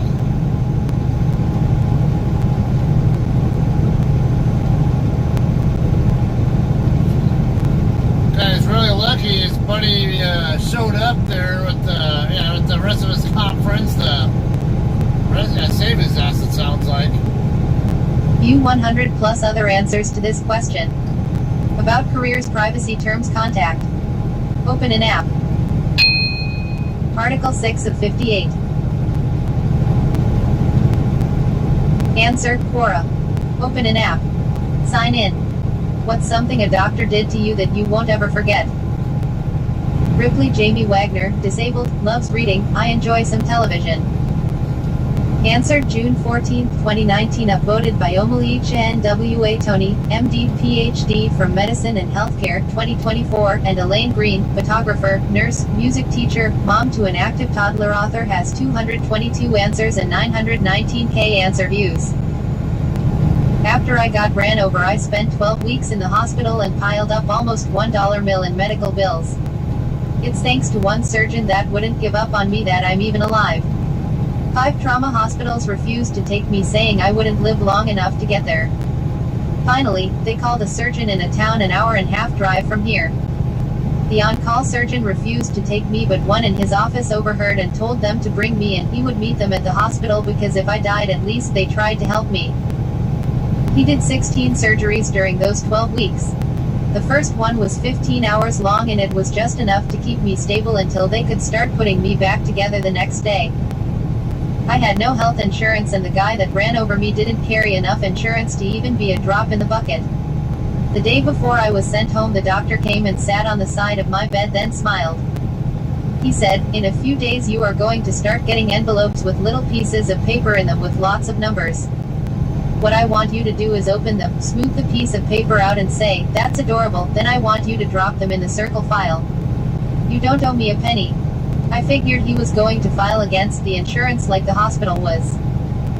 Later I found out he never put a lien on the insurance settlement and my file was marked paid. 94.6k views. View 10.7k upvoters. View sharers. About the author. Ripley J. Wagner. Disabled, loves reading, I enjoy some television. Lives in Arkansas 1998 present. 919k content views 52.2k this month. View 100 plus other answers to this question. About careers privacy terms contact. Open an app. Article 7 of 58. Answer, Quora. Open an app. Sign in. Has a cold case ever been solved during a police investigation of an entirely different case? About 30 miles out from receiver now. Answer, December 5th, 2019. Author has 6k answers and 4 meters answer views. Back around 1990, a husband was driving on the Grand Central Parkway in New York City, with his wife in the passenger seat. Somehow, the husband cut off another driver. That driver, enraged, pulled alongside the couple and fired a gunshot through his open side window. The bullet struck the wife. The husband pulled off the highway to summon help. She died before getting to a hospital. There was no usable description of the car to identify the shooter, who had immediately driven off. The investigation went nowhere. Years later, police arrest a fellow on a burglary charge and execute a warrant to search his apartment for stolen property. One of the officers notices that the suspect has a newspaper clipping tacked to a bulletin board. It is the article about the death of that woman, years ago. It was already known that the suspect had nurtured an obsession with the woman who was the victim of the burglary. The officer remembered the Parkway killing and that the case was still open. Under interrogation, the suspect confessed to the road rage killing years earlier. 5k views. View 159 upvoters. About the author. Douglas White. I'm at the 70-mile marker of Imperial County now. I'm already past El Centro. I'm less than 30 miles out from Yuma. Clarkson University. Lives in the United States of America. 4 meters content views 99.7k this month. Top writer 2018. View 3 other answers to this question. Awesome looking about sunset careers privacy back there. terms Too bad I'm contact. facing the wrong way. Open an app. Article 8 of 58. Answer, Quora. Open an app. Sign in. What is the most condescending advice you received from someone who assumed you were poorer or less educated than them? Gail Taglioni, B.A. Linguistics and Psycholinguistics, University of Oslo 2020. Answer, December 13, 2019. Time for a couple of childhood stories. I grew up in Rome, and even though Italian people are usually depicted as tanned people, I am more tanned than average Italians. One evening, I must have been 10 or 12, my parents' friends, my parents and I were eating at a restaurant. We were eating al fresco and it had been a while since the last waiter had showed up outside. The saltiness of the pizza and the hot summer evening had started to make me really thirsty, and clever little me knew that since we were at a restaurant, I could have asked my parents for a little bottle of ice-cold Coca-Cola knowing that their answer would have been yes, which felt like Christmas since we only drank tap water at home. But, as stated before, the waiters seemed to prefer the AC weather inside the restaurant, and that is why my parents said to just go inside and ask them to bring the beverage to our table. Great idea. I got up and started walking towards the entrance, already tasting the sugar on my taste buds. I went down the stairs and looked for a waiter. So lucky. One was walking in my direction. I had just opened my mouth to request my Coke when the waiter spoke to me, severely, "Get out of here. We don't want anything." Being just a little kid, I did just that. I got out of the restaurant. Had I just been mistaken for a cucumber asterisk? I went back to my table and told my parents what had just happened. Right on that moment another waiter got out of the restaurant and my parents requested my Coke for me. No wonder I became a shy teenager. Asterisk informal word for African street hawkers. In this second story, I must have been more or less the same age. I went to the supermarket with my dad and my sister, and, as usual, I went to the book section. My sister came with me and, since she hadn't learned how to read yet, I decided to read aloud a tiny Disney book. In the middle of my brilliant narration, a woman walked past us and told me, "You read very well, well done." Quote. Thanks, I replied with a blank expression, wondering why a grown-ass 10-year-old like me shouldn't be able to read a Disney story. Anyway, 30 minutes later I had already forgotten that had even happened. We had taken all we needed from the shop and we were heading towards the till. Oh, look, there is that odd lady from before. We waited in line behind her until it was our turn to put the food on the till. The person in front of us, that woman, was paying. My dad was putting the food on the conveyor belt, so I, out of habit, the big money, away. What is this for? Walked away. I couldn't help. I really cared about events like this. I was simply waiting for my friends on a bench outside a movie theater and for another time. Cheeky smiley face. 7 views. Expected 2020. Winter Haven 18 miles, Yuma 20. 0.7K content views 587 a month. No other answer question. Careers. Article 9 of 58.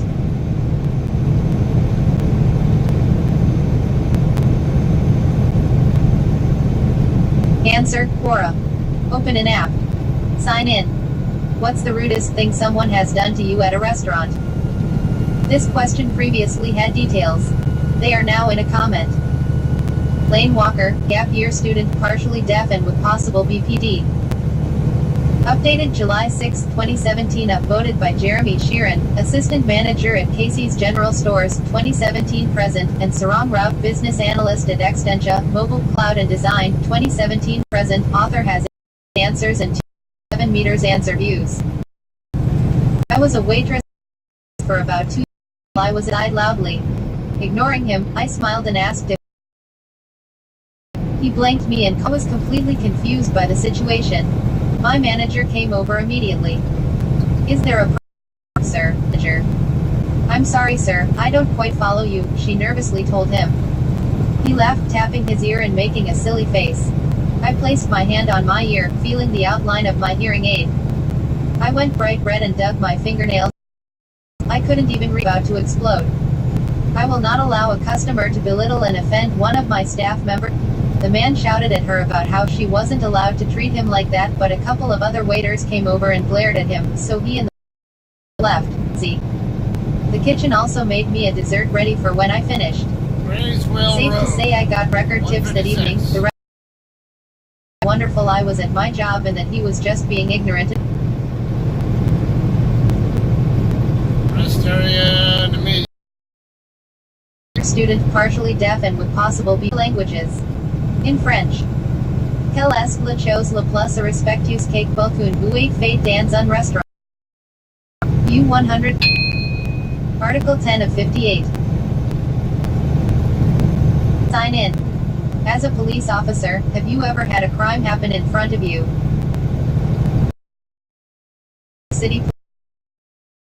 Answered September. Yes, I have. On more than one occasion, but one of the best was when we were in plain clothes using a taxi. We have many unmarked taxis. I was driving, my 2 cops were sitting in the back. Robbery, go down about 200 IFO us. We knew the perp would continue running north right to us.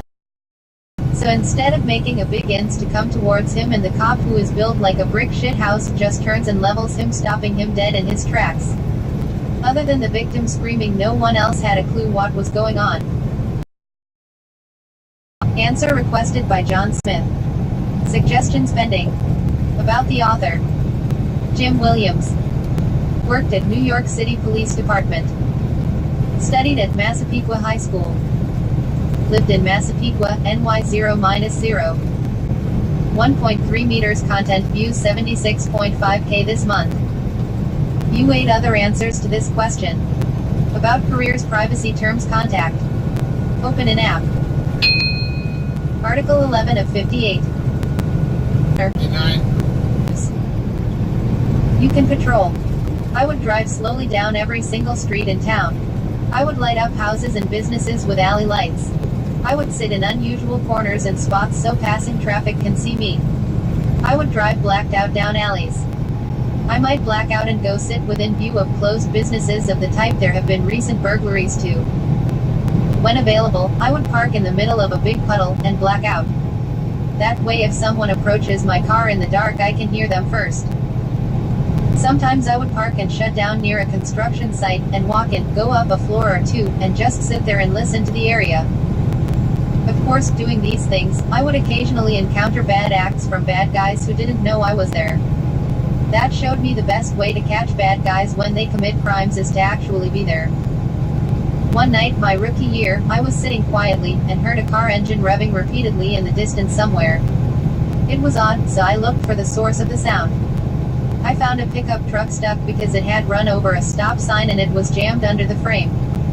The three young men apologized. On a hunch. 46.9K views. View 2.9K. At Hell Incorporated 1900 present. 2.7 meters content views 162.1K this month. View 19 other answers to this question. About careers privacy terms contact. Open an app. Article 12 of 58.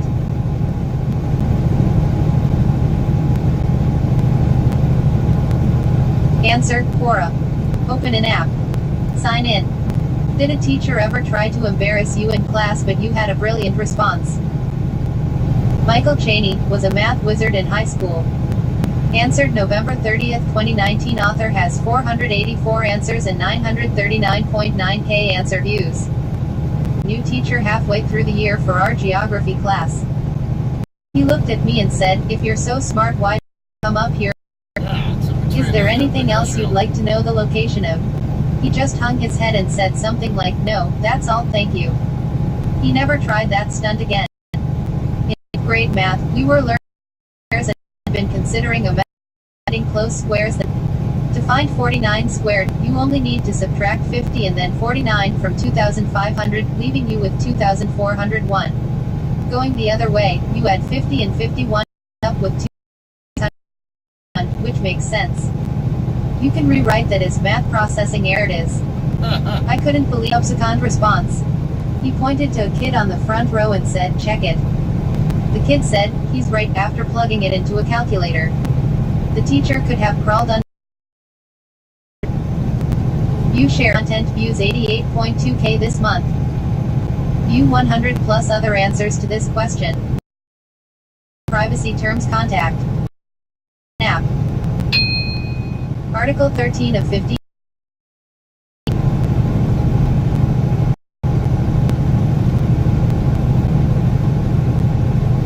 Answer, Quora. Open an app.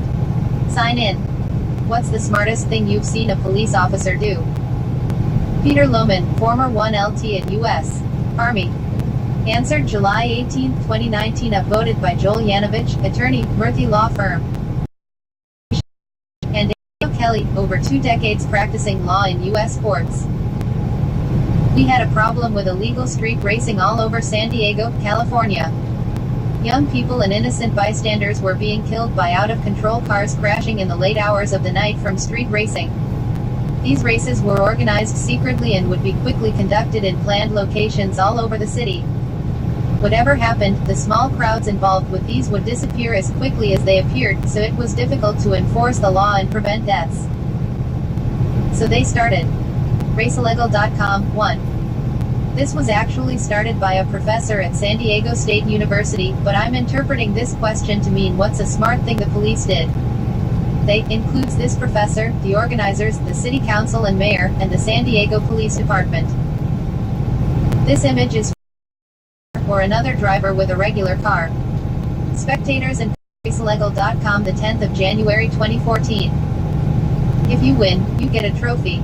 However, you've got to be fast, as you can see in the video above. There is talk of shutting these events down, due to costs associated with keeping it going. However, racing legally in a controlled environment has shown to drastically reduce illegal street racing, and the deaths it causes.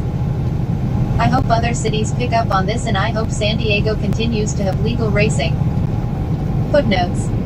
1. City of San Diego official website. 99.7K views. View 6.5K upvoters. View sharers. About the author. Peter Lohman. Former 1LT at U.S. Army 0 to 0. MS from University of Hawaii at Manoa, graduated 1994. Lives in San Diego, California. 229.6K content views, 2.9K this month. In other languages. In Spanish. Que es lo más inteligente que ha visto hacer un oficial de policía. In French. Quelle est la chose la plus intelligente que vous ayez vu faire d'un policier? View 2 other answers to this question. About careers, privacy terms, contact. Open an app. Article 14 of 58. Answer, Quora. Open an app. Sign in. What's a few mistakes new inmates make in prison? Jesus Alex Lechuga, studied at GED. Updated November 16, 2019. Author has 523 answers and 2.2 meters answer views. Originally answered, what are 3 mistakes that new inmates make that will make life inside hard? I think that the worst mistake a prisoner could make is getting into a gang or group. I've witnessed hundreds of prisoners get jumped into gangs while in prison. During my days in prison, most of the fights that I saw were between gang members, and they always lost their privileges and parole due to this. It's an automatic major case if you get caught fighting or being initiated into a gang. The second worst mistake would be to have sex with an inmate. There are a lot of homophobics in prison. I think that most of the guys that claim to hate gays are insecure, curious, or gay themselves. Having sex with another inmate will cause other inmates to talk about you and taunt you. When inmates start taunting another inmate for having sex with another inmate, they are relentless. This is not something that you can just wave off and say, I'm just kidding. No, having sex with another man in prison is going to make your time very hard indeed. It's ridiculous because most of the prisoners that have open relationships with other prisoners are gang members that use their gang status to fend off would-be haters. I had some friends in prison that were gay, but they respected me the same way I respected them. I never cared about what others would say. I've seen some inmates get taunted and treated differently after having sex with another inmate. Some of these guys were caught and sent to lock up. Some of them were shipped off to another unit. Some stuck around and kept doing what they wanted to do, regardless of what other inmates said or did. Another mistake that new inmates usually make is bring heat into the dorm. There are a few ways that heat is brought into the dorm. If you talk smack to the cuz while they're in the dorm, they lie make everyone in the dorm pay by shutting off the TV. The cuz like to discipline everyone because this causes prisoners to discipline each other to avoid losing privileges or getting locked down. Sometimes the cuz will do a shakedown on all the surrounding bunks where the inmate stays at just to turn them against each other. 14.6K views. Yeah, I've heard that does happen. Like there are times where like a prisoner will attack a guard, and you'll see other prisoners jump in and rescue the guard and help fend off the guy, the one who attacked him. And the reason for it is that a lot of times that same reason. They know they're going to get put locked down and lose a lot of privileges, like phone calls to family or whatever, or visiting privileges and all that because of the one person. So they'll make it a point to try to prevent that kind of stuff from happening. Privacy policy. Continue with Google. Continue with Facebook. Login, sign up with email. Article 15 of 58. Answer, Quora. Open an app. Sign in. How did an octopus catch a bald eagle in a death grip? Let's finish this one. Nathaniel Rice, aspiring fantasy author, amateur polio artist, bird lover. Miles out now. Answer, December 12, 2019. I assume you mean this incident. Some fishermen were doing routine on their boat when they heard splashing and screeching and came across this duo entangled in combat. Now, the eagle most likely initiated the combat. Since got ways they should cut on make sure. Oh, I'll hear it anyway.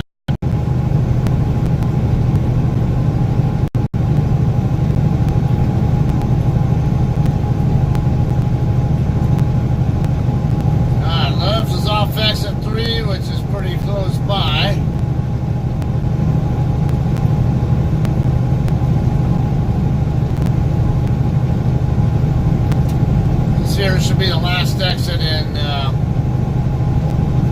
California, Winter Haven. And should be crossing the Colorado River in a second.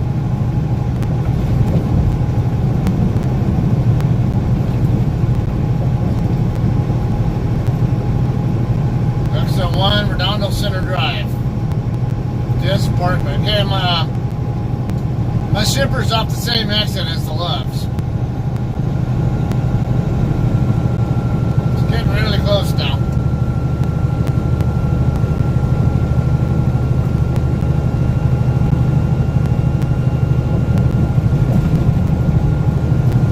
Alright, now crossing into Arizona so I can get up to Arizona speed.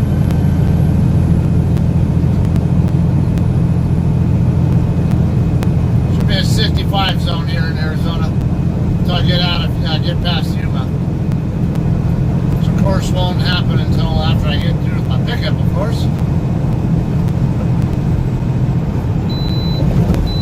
Green light, so I can bypass the station. Oh, come on, four-wheeler. No commercial vehicles.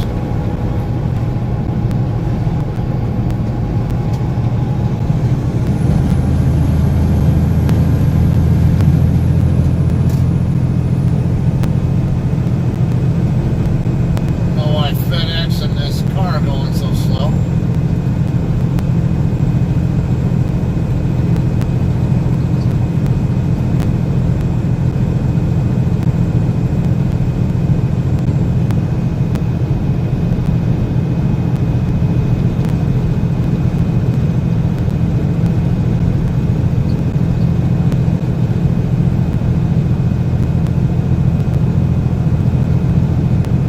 US 95 coming up.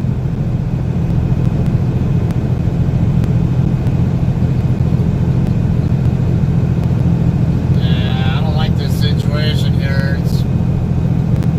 I need to get back over to the right lane, but the way the traffic looks over there, it's not looking too good with, oh good, actually it's getting a lot better now that all these guys are getting off the freeway there. We got a shoulder work ahead.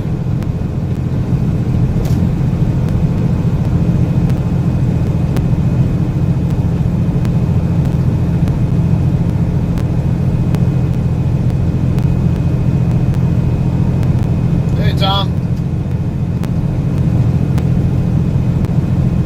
Just got into Yuma a minute ago and I'll be getting off the freeway here at this very next exit.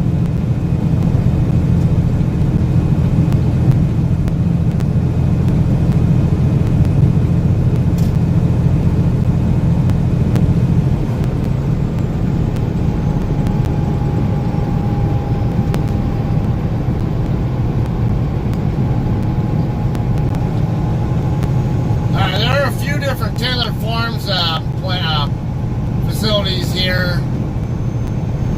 I will be going to the one that's a little further east down the Furniture Road.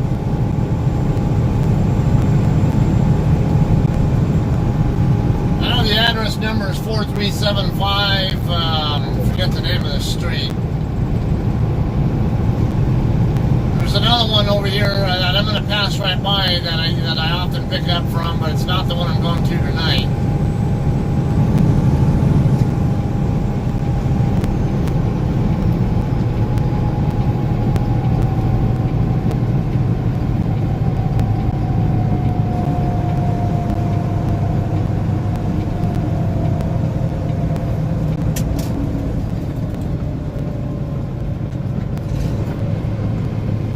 It's going to be a right turn followed by an immediate left.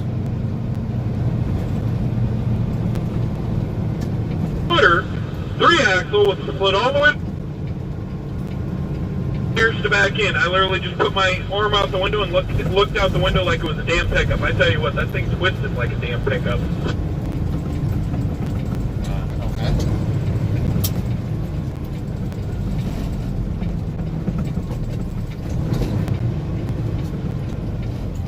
Oh, we only got one day cab left, but it's got a freaking B model under it, and that thing's fun to drive.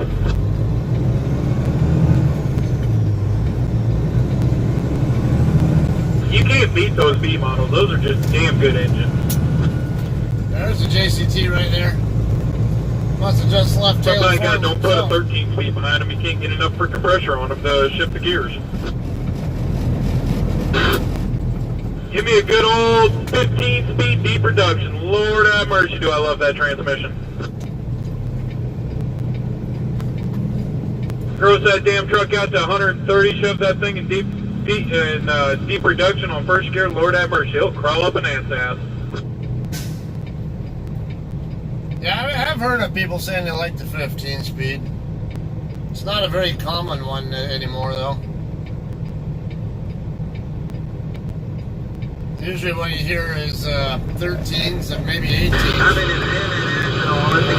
in shit. Or 10 speeds like mine.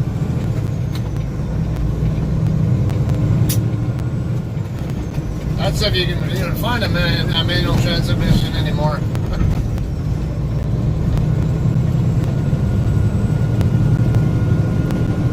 And most of the bigger I first started running down to, well, we call it running south because we run out of Washington, but when I first started running down south here, I was in a 05 International Eagle. God, you want to talk about a gutless wonder?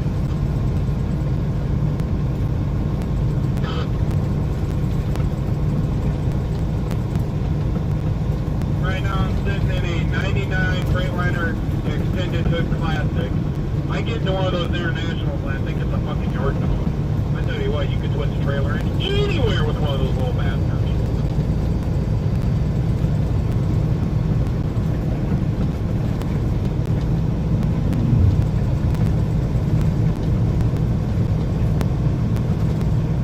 Alright, so one of the Taylor Farms plants is right here where this truck is coming out of. He's going to probably turn left in front of me. Yeah. Yeah, he's probably coming out from where that Taylor Farms plant is there, or Green Giant. One I'll be going to is a little further down, though.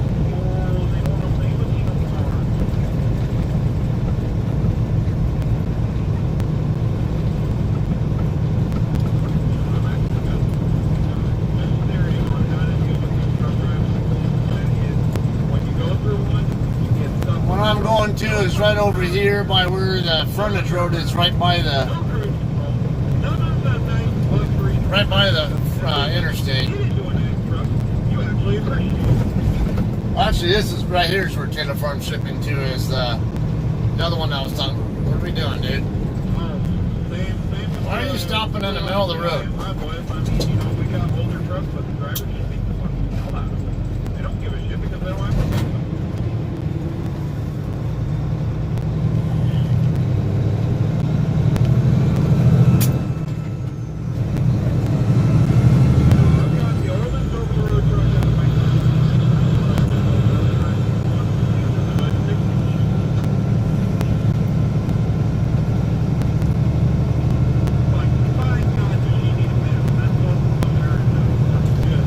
A loop down here. I think it might be right where that truck's turning there, actually. Yeah, it looks like it's right.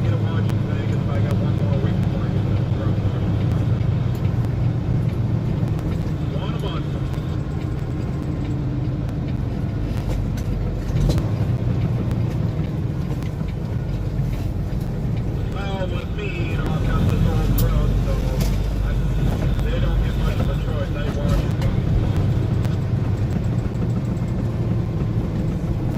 Decent number of trucks here right now. Okay, last time I came here, there was a little phone booth over there. Over on the west end of where all these trucks are at, that you gotta use to call in and check in. Man, this is not good. When I see this many trucks here, it's not a good sign.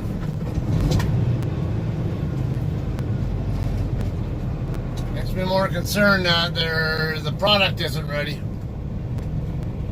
Ew, I'm sorry. Yeah, we had a truck, full truck 147. The last driver had a dog in there for this where I got in that truck and I had a house a little close. Yeah, I had to take that thing over the coast.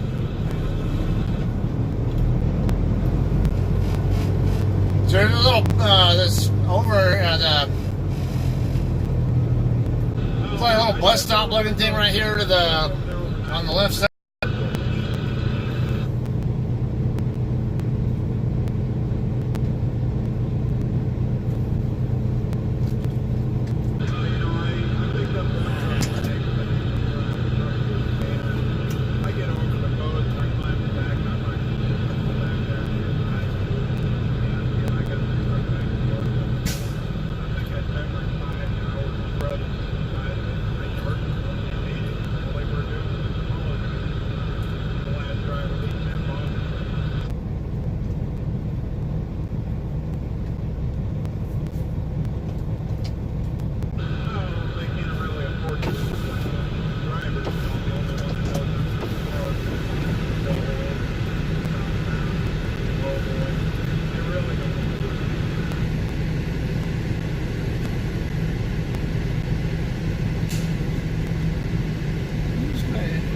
Can't see where which spot he's trying to blindside into.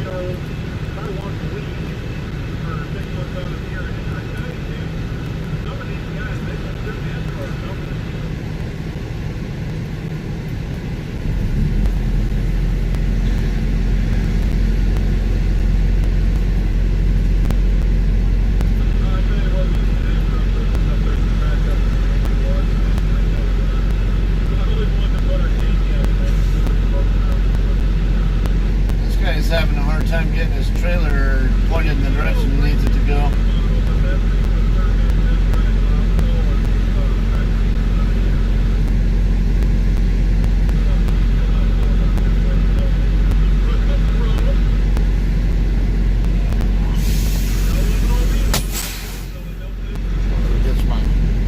Take my seatbelt off and get my shoe back on.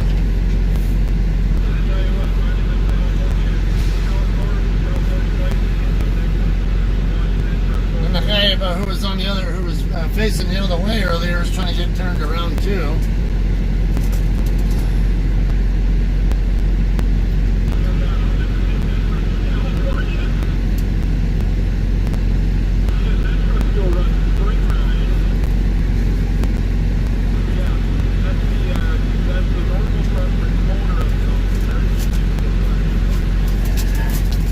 Come on, my notebook. Almost in there. Actually, I feel like probably better when that you're trying to let go, the hood pops and jumps up in your whole God, I just let the motor mess off before it drops. I'm just tired, but it's alright.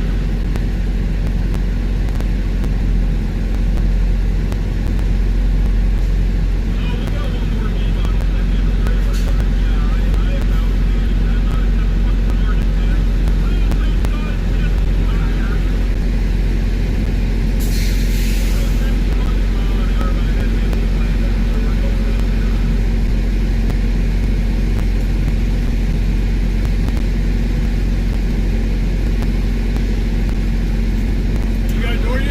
No, I'm just trying to find a place to park so I can check it. I'm leaving. I'm going to door 7. That would be great, yeah.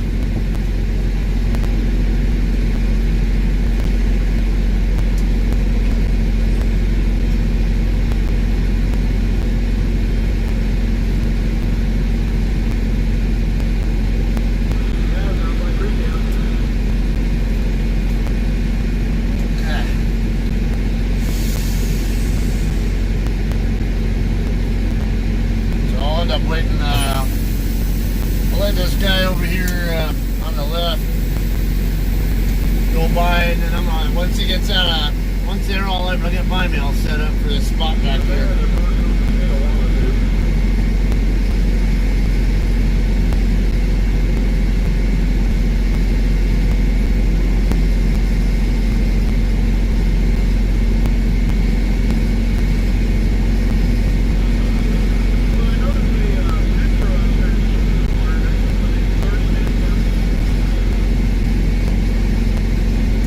Having all a hard time trying to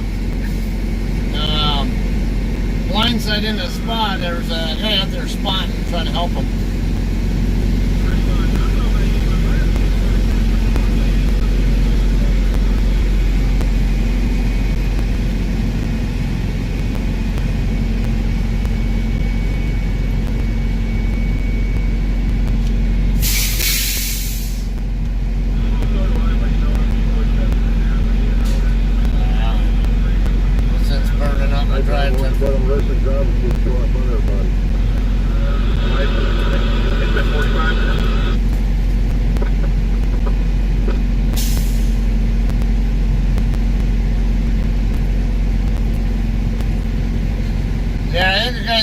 there that loves.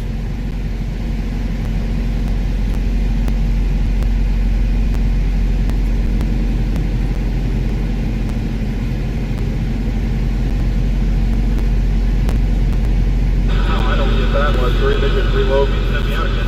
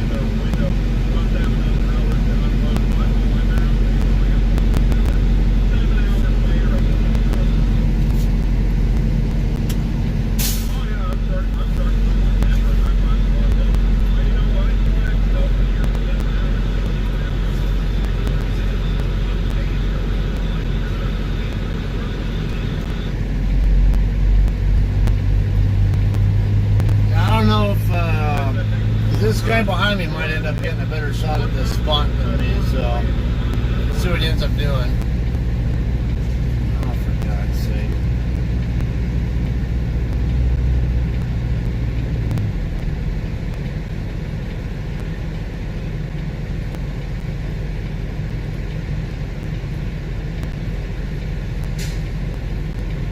I would use part of that exit lane, but my tandems are too far out. Too far away, so I had to get down this way to create the space, to get my tandems in here.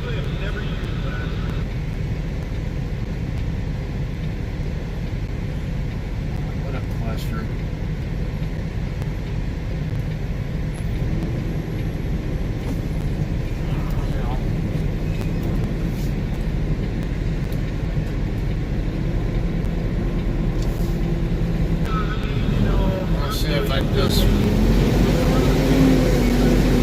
Come on, dude. You're not going to let me set up, are you?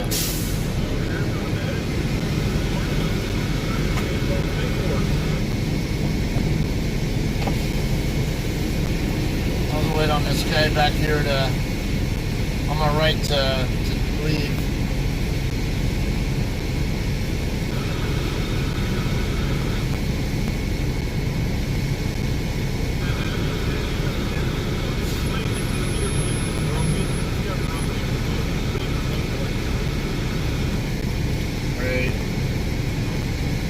This other guy coming my way looked like he's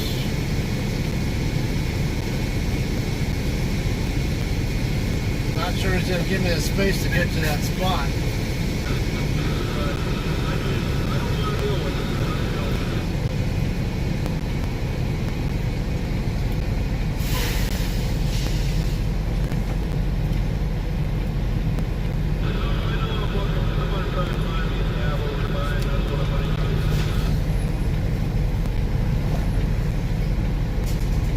What is this guy doing?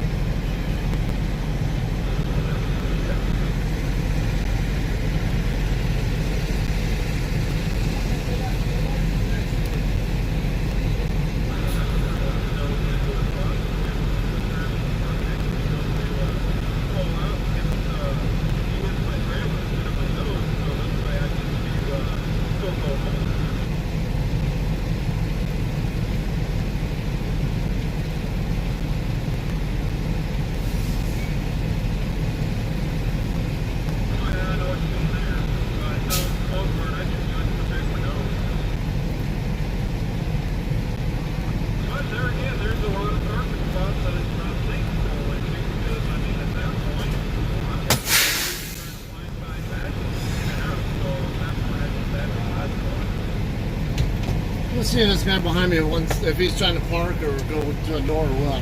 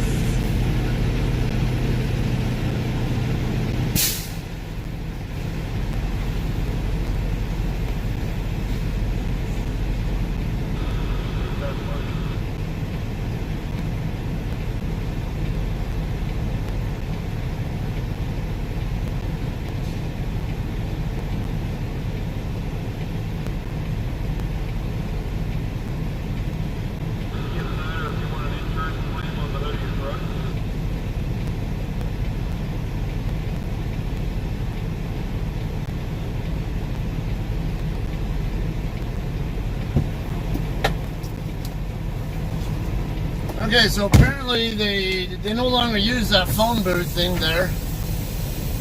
And I'm just getting myself in a position where I can clear this international here. The guy behind me is actually just trying to get to a dock door. He's already assigned a door, he's just trying to get to it.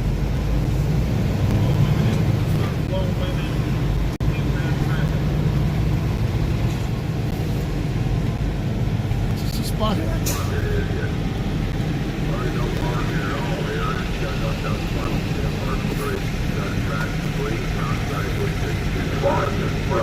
I wonder if that's over there at the flying hook. I'm gonna let him go by first before I Well, go. if that's anything, he's from California. No, I hear a driver talking way out in the distance bitching about parking.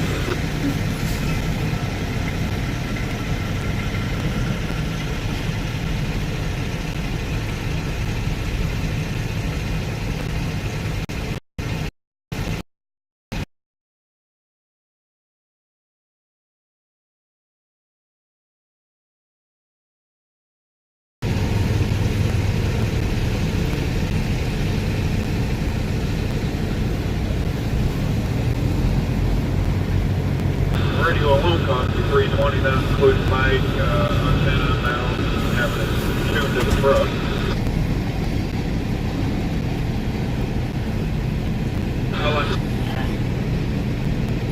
I see someone back there, but I've actually been using this one for about 6 years, so I think that's one of the finals is starting to give out on my opinion and have looked at.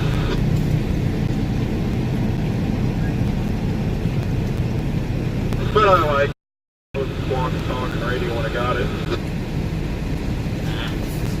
almost had it right. $100. There's a bit of a challenge with blindsight, and I'll talk to you guys about that in a bit.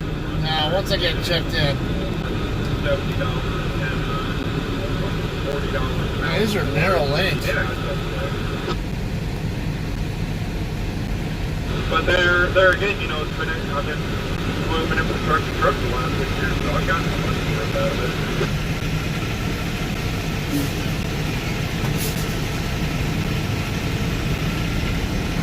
I'm gonna park so damn close to this guy that he can't get in his truck. These lanes are very narrow.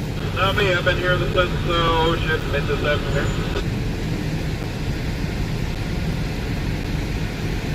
Fucking strap a headlight or strap a flashlight to it, fucking crazy.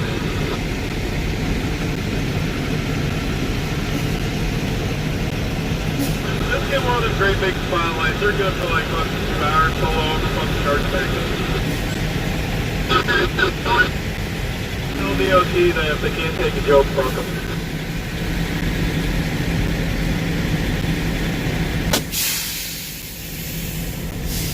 I want to talk about fucking up. I actually got inspected over there at Mojave one time. I was put out of service for 4 outbreaks, 3 leaking fuel tanks, major air leak from the... Man, I know this guy talks a lot, but probably give you at least some entertainment to work with there. $150 later. I'm gonna go get checked in. Oh, There was just to hear on the cool side in here, so I'm gonna... I'm gonna call my boss. If he doesn't answer, you get to work. Try calling him off the tail phone. He didn't answer. Fix the truck.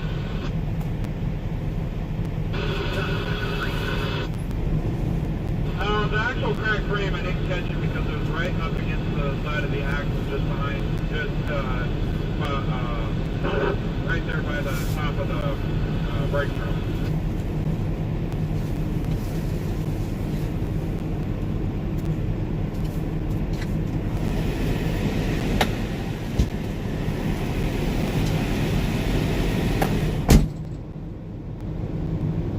What?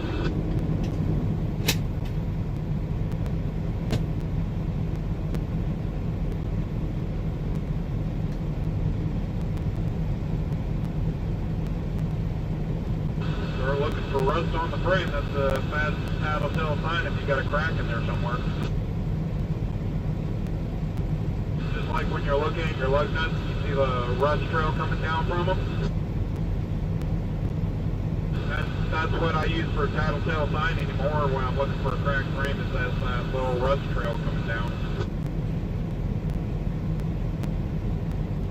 Yeah, I call it a tattletale because at that point, if I see, a trail of rust coming down that looks like, mixed with water, then I know I got a problem somewhere. I need to dig in a little bit deeper.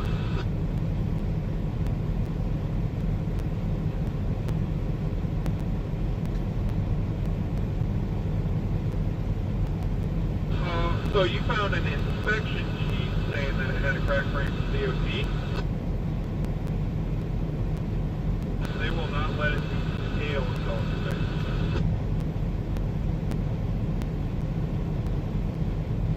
No, you can take it to a shop. No, we'll get it. You've got 14 days to fix it. No, it's sent at that scale so someone comes to it and fixes it.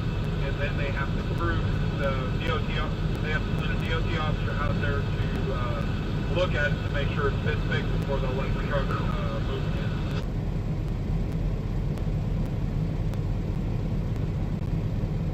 Now that inspection that I had the 4-hour brake, that was my own lazy ass not crawling under there and adjusting them like the shit have. I'm just finally happy that this truck I'm driving finally has manual slack adjusters all the way around. For the longest time, I only had my steer axle, the rear driver, and the fucking automatics in the middle.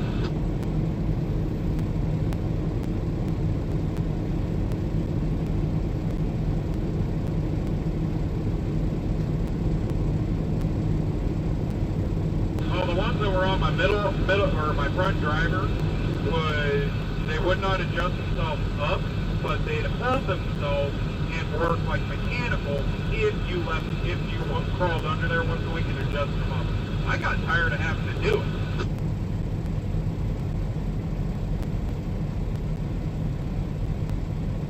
Oh, trust me, my gut gets hung up on that axle. Oh, this one's not as bad as my last truck. My last truck had 46,000 pound rear ends. I tell you what, those fuckers were big. And trying to get my fucking thing kicked under there, that would be a bigger problem.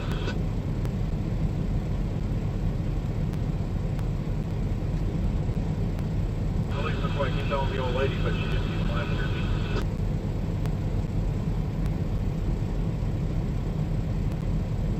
Hey, she thought it was a hair color this out of it.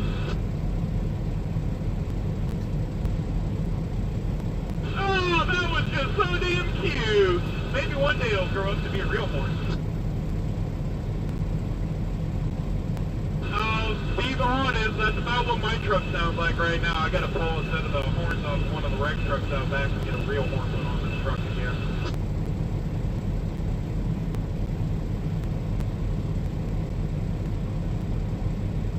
I don't know, you find a hooker.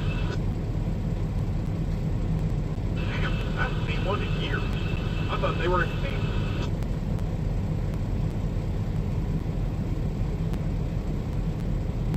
That's money right there. I don't care who you are.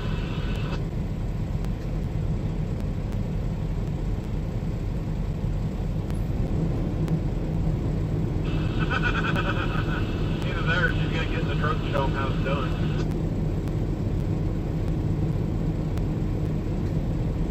Oh yeah, it's got a bigger stick than her husband.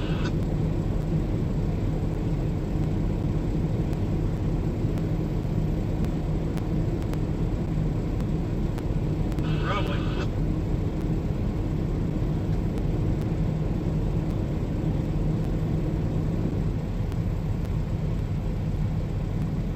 That's money right there, I don't care who you are.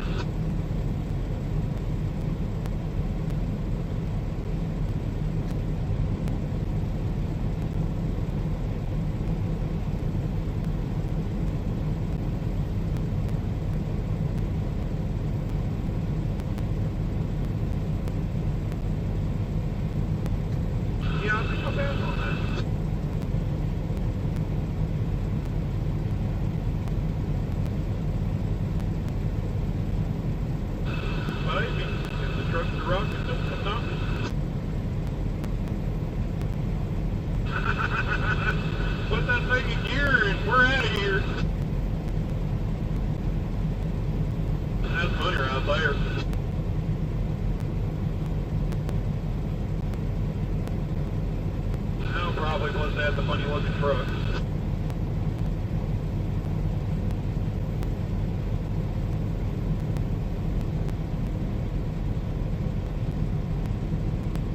I'll tell you what, I was pretty damn lucky to get put out of service for my last inspection.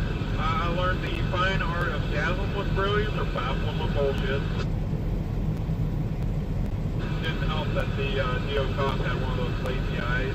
One, you know, I wasn't quite sure which eye to focus on.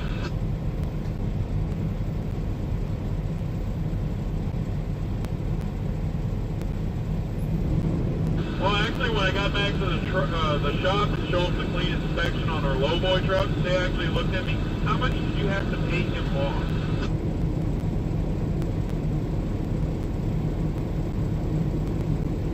Put it this way, our lowboy truck has 1.2 million miles on it, and it's 15 So there's no way in any way, shape, or form that that truck should ever pass inspection. I got inspected along the roadside of I-90 in Washington. When I brought that inspection to me in, the shop manager literally looked at me and said, "How the hell did you manage to get a clean inspection? How much did you have to pay?"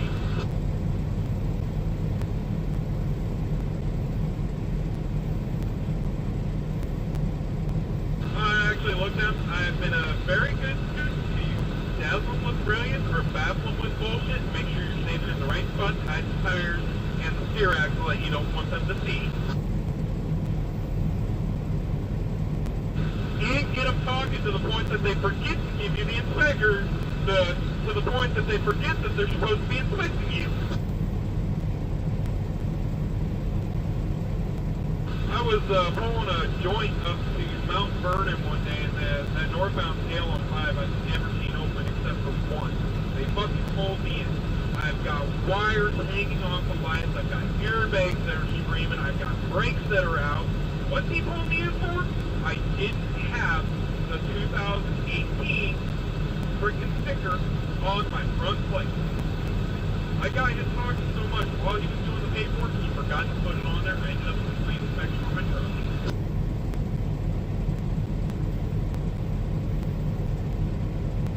Oh yeah, because we're sitting here, we're bullshitting, just talking like, you know, we're old friends that meet each other, and here comes out the inspection. He just finished printing, looked at it, son of a bitch! And I'm like, well, what did I do? I forgot to put on why I pulled you in. Looks like you just got a clean inspection. Like, sweet! I really didn't want him to look at the truck.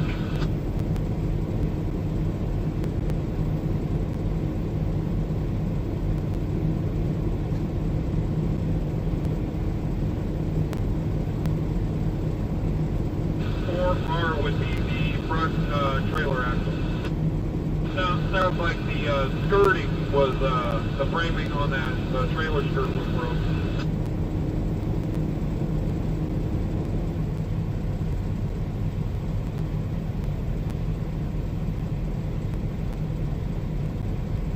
Yeah, that one I don't know off the top of my head.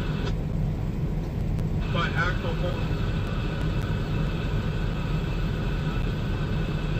they work their way back.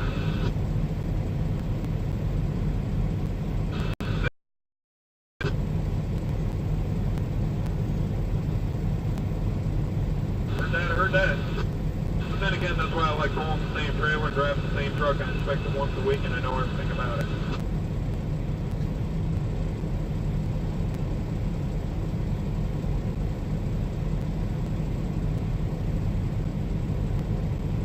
Yeah, or you know you need to crawl your ass under there and start looking around. But there again, you know, I carry tools with me just for that purpose, because I'd rather, you know, break the truck back together so I can finish getting home versus sitting there on the side of the road for 3 hours.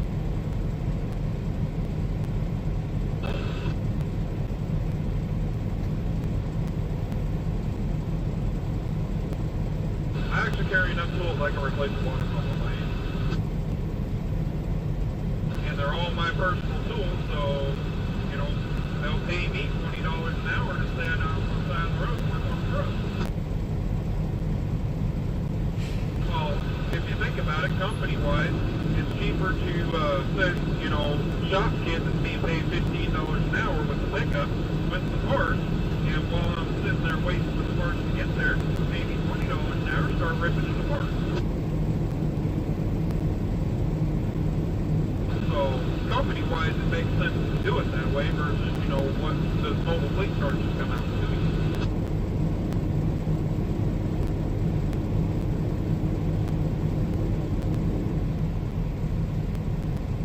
Not much front end on each truck, though. I tell you what, I just don't like slope noses.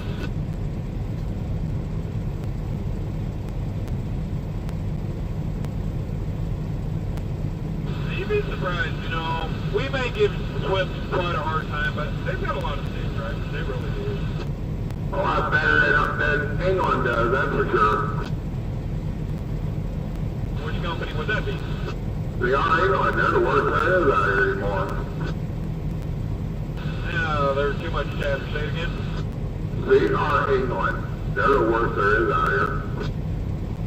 Oh, yeah, I used to work for them. Now, you watch them pull in their truck stop, jump the bump, don't set the brakes, roll down the hill, and told 2 trucks down. I mean, you got your ups and downs of every company. You got your bad apples everywhere you go. Oh, yeah, you do.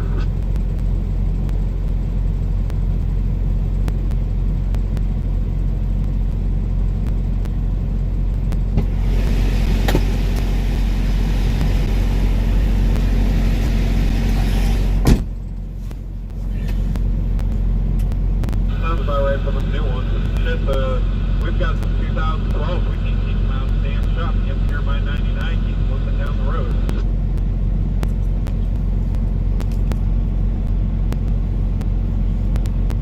Alright. I'm all checked in. Vanna, give me a call whenever I'm ready. Whenever you're ready for me. $5,000 on those new Cumminses. Hey, dear. I can't even get a head for my engine for $5,000. Well, you can get one for about 40. Let's see.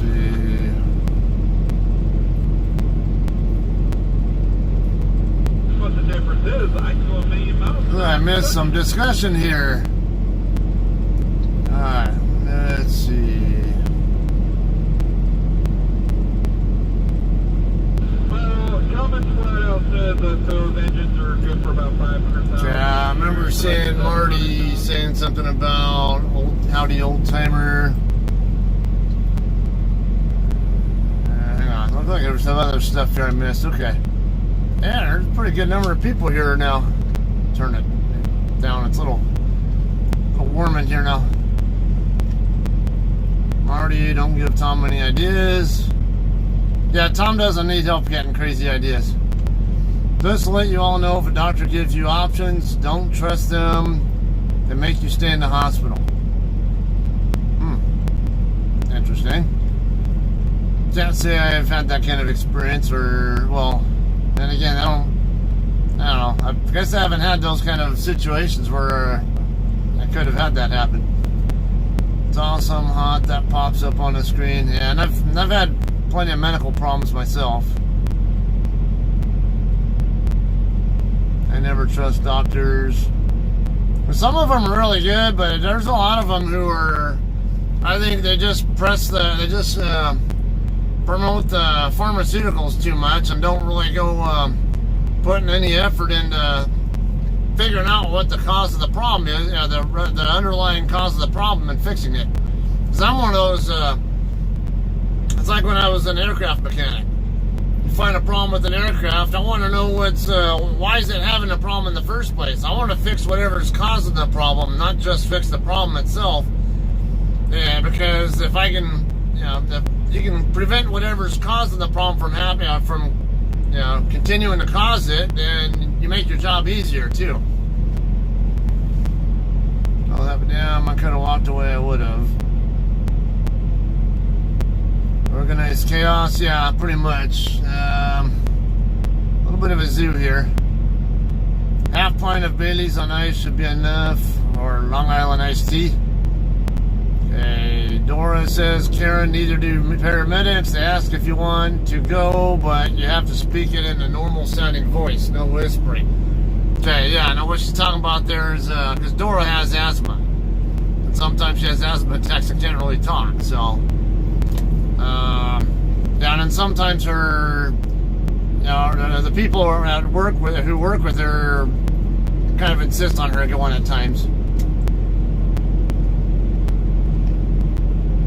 Not this damn clipboard shit again. There we go. Alright, now how do I get my... Alright.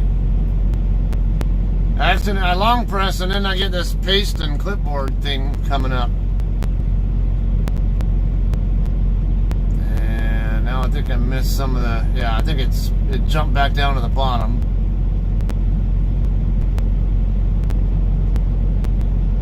Don't see action. Yeah, no, speaking of the guy who was trying to park right next to me right before I came to the truck. Yeah, he was about ready to get out and look because it was that tight. But yeah, I told him because I had just gotten through checking in and I thought I saw a spot over there by another truck on the other side that it looked like it might have more room for him to park in. So I told him, yeah, I might have better luck over there. Yeah, so he went around. Come on. Federico, ¿cómo estás? How's everyone? Hola a todos. That's hello to all, by the way, for those of you guys who don't speak Spanish. Dora, he's out of the truck checking in. I'm working on getting drunk, Marty told me. How's California? I thought he was taking a pee-pee. No. I could, but yeah, in fact, there are porta-johns right over there, literally a stone's throw from here. California is freezing. California is sucking stupid new laws, and I'm in pain. We're in Cali. Frederico, you live in Victorville too, huh? Yeah, we live in Victorville. So that's cool. I see a neighbor on here. Why is he talking about being horny and horn dogs? What did I miss? I'm guessing that's Tom. I don't know who that's about. How about you, Dora? Hola, compa. I'm making tostadas. I'm in Victorville too. Bring me some, Dora. The guy is talking about a station near me. Oh, that's right. Yeah, because El Jefe, you live in Arizona, if I remember right. This guy is getting ready to park next to me, I think. I don't think he's going to be able to get into it. Let's see how it works. You can tell from when we were streaming, you were clearly familiar with, some like the Phoenix area and all that. So yeah, you and Marty both from Arizona. Yeah, and I used to be stationed in Arizona. Yeah, looks like he's changed his mind. Alright. Okay, Dora says to Federico, I don't make traditional ones, Michoacan style. And if you're off Nisqually, how many do you want? Yeah, because we're really close to Nisqually ourselves. 11 witnesses. Now up to 13. Good thing Scott is out of the truck. Sounds delicious. Yeah, you're gonna make me jealous, dear. As a matter of fact, I'm on this guy. Okay. They are put cabbage, fresh cheese, potatoes, orange cucumber, and beans. Yes. Nisqually and 9th. That's not too far down the road from us. We're kind of off Nisqually in 2nd and 3rd, in between 2nd and 3rd.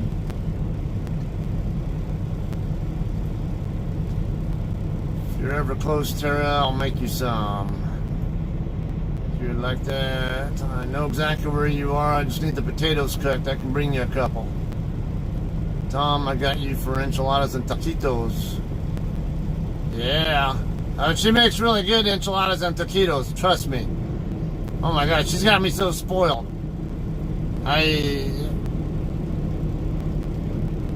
Where's this guy trying to go?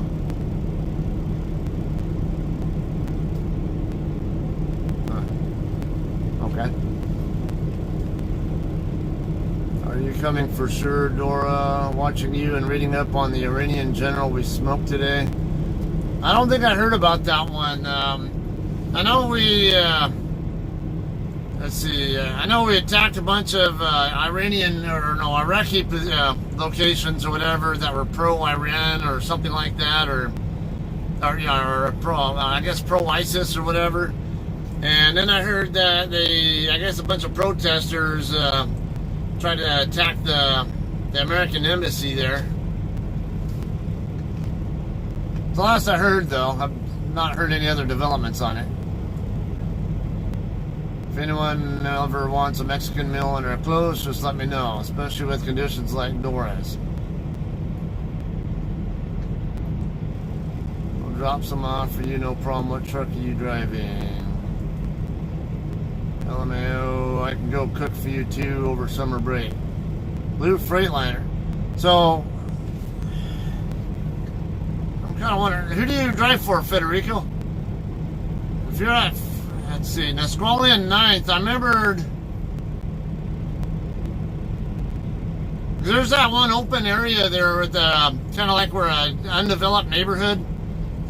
Just on the south end of a developed neighborhood. I want to say it's the area that it's at. There's a guy with I think an end dump or something. I remember I saw him parked there when I left the house the other day. I usually park my truck down there for Nisqually and Hesperia Road myself. So, if you ever see a blue Peterbilt JCT truck over there, you know it's me. And you'll be getting very fresh tostadas. Oh, speaking of, I got because I stopped at the what's that truck stop called in San Diego or Otay Mesa, right next to right down the street from the border, actually. TruckNet, I think is what it's called. Yeah, I want to say it's called TruckNet, and yeah, they have really good Mexican food there. In fact, I ended up getting 3 tacos and I couldn't eat them all. I just can't eat that much. But they give a lot of an ample supply of meat in it. I'll put it that. Kind of flipped over on me, but it smells really good. Let me, I'll at least show you how much there is. That's all. All that meat is supposed to be for 1 taco. Now, of course, the thing, I think the tray or thing kind of flipped over on me while I was driving, so. But, yeah, it was good, pretty good stuff there. Sharp angle cams, yeah. I live in Washington. Guy on CB was talking about way station near me. Oh, okay. Well, you seem to be familiar with El Jefe. You seem to be familiar with Arizona, though, because some of the stuff we were talking about on yesterday's stream, you were saying some things that I made it pretty clear to me you were familiar with the area. I'm not sure if it's you drive or you maybe used to spend time there or something. Kind of curious now. Knocked off the head, Quds Force General. He wasn't far from a rocket attack on Baghdad Airport. Oh, yeah, that's not good. Meet home, come home and I make you some. Yeah, I will. Federico, I'm gonna give you a call in a second here. That is the empty lot. All right. Yeah, I'll give you a call right now, Federico. 281-9265.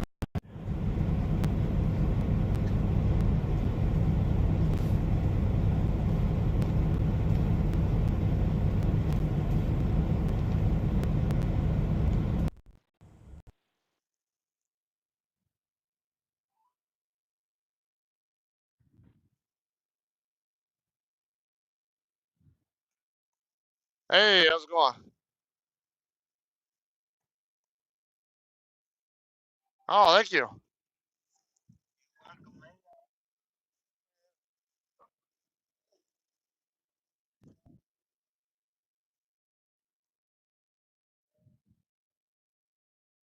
Oh, okay.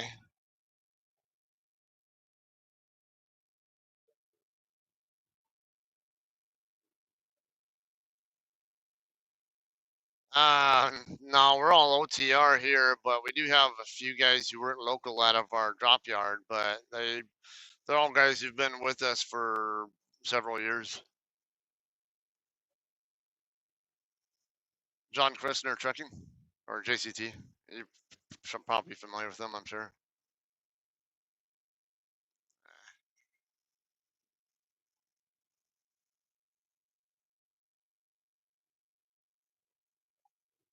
Yeah, no, that feeling.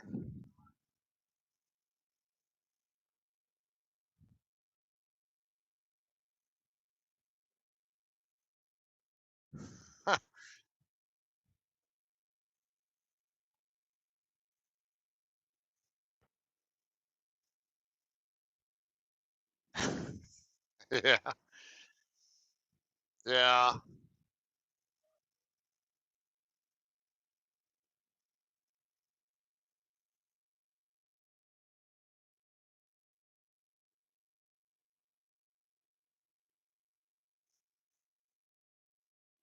Oh, okay. And do you have your own truck or?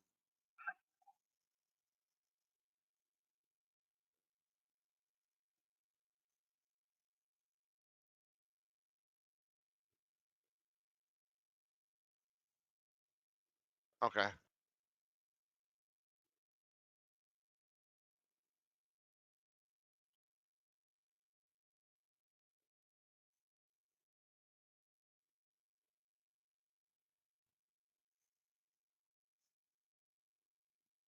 Oh, exactly. Yeah. You gotta get out and do stuff.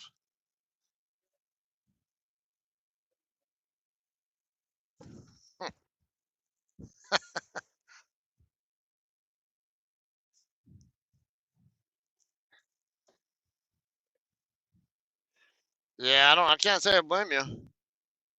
'Cause it's,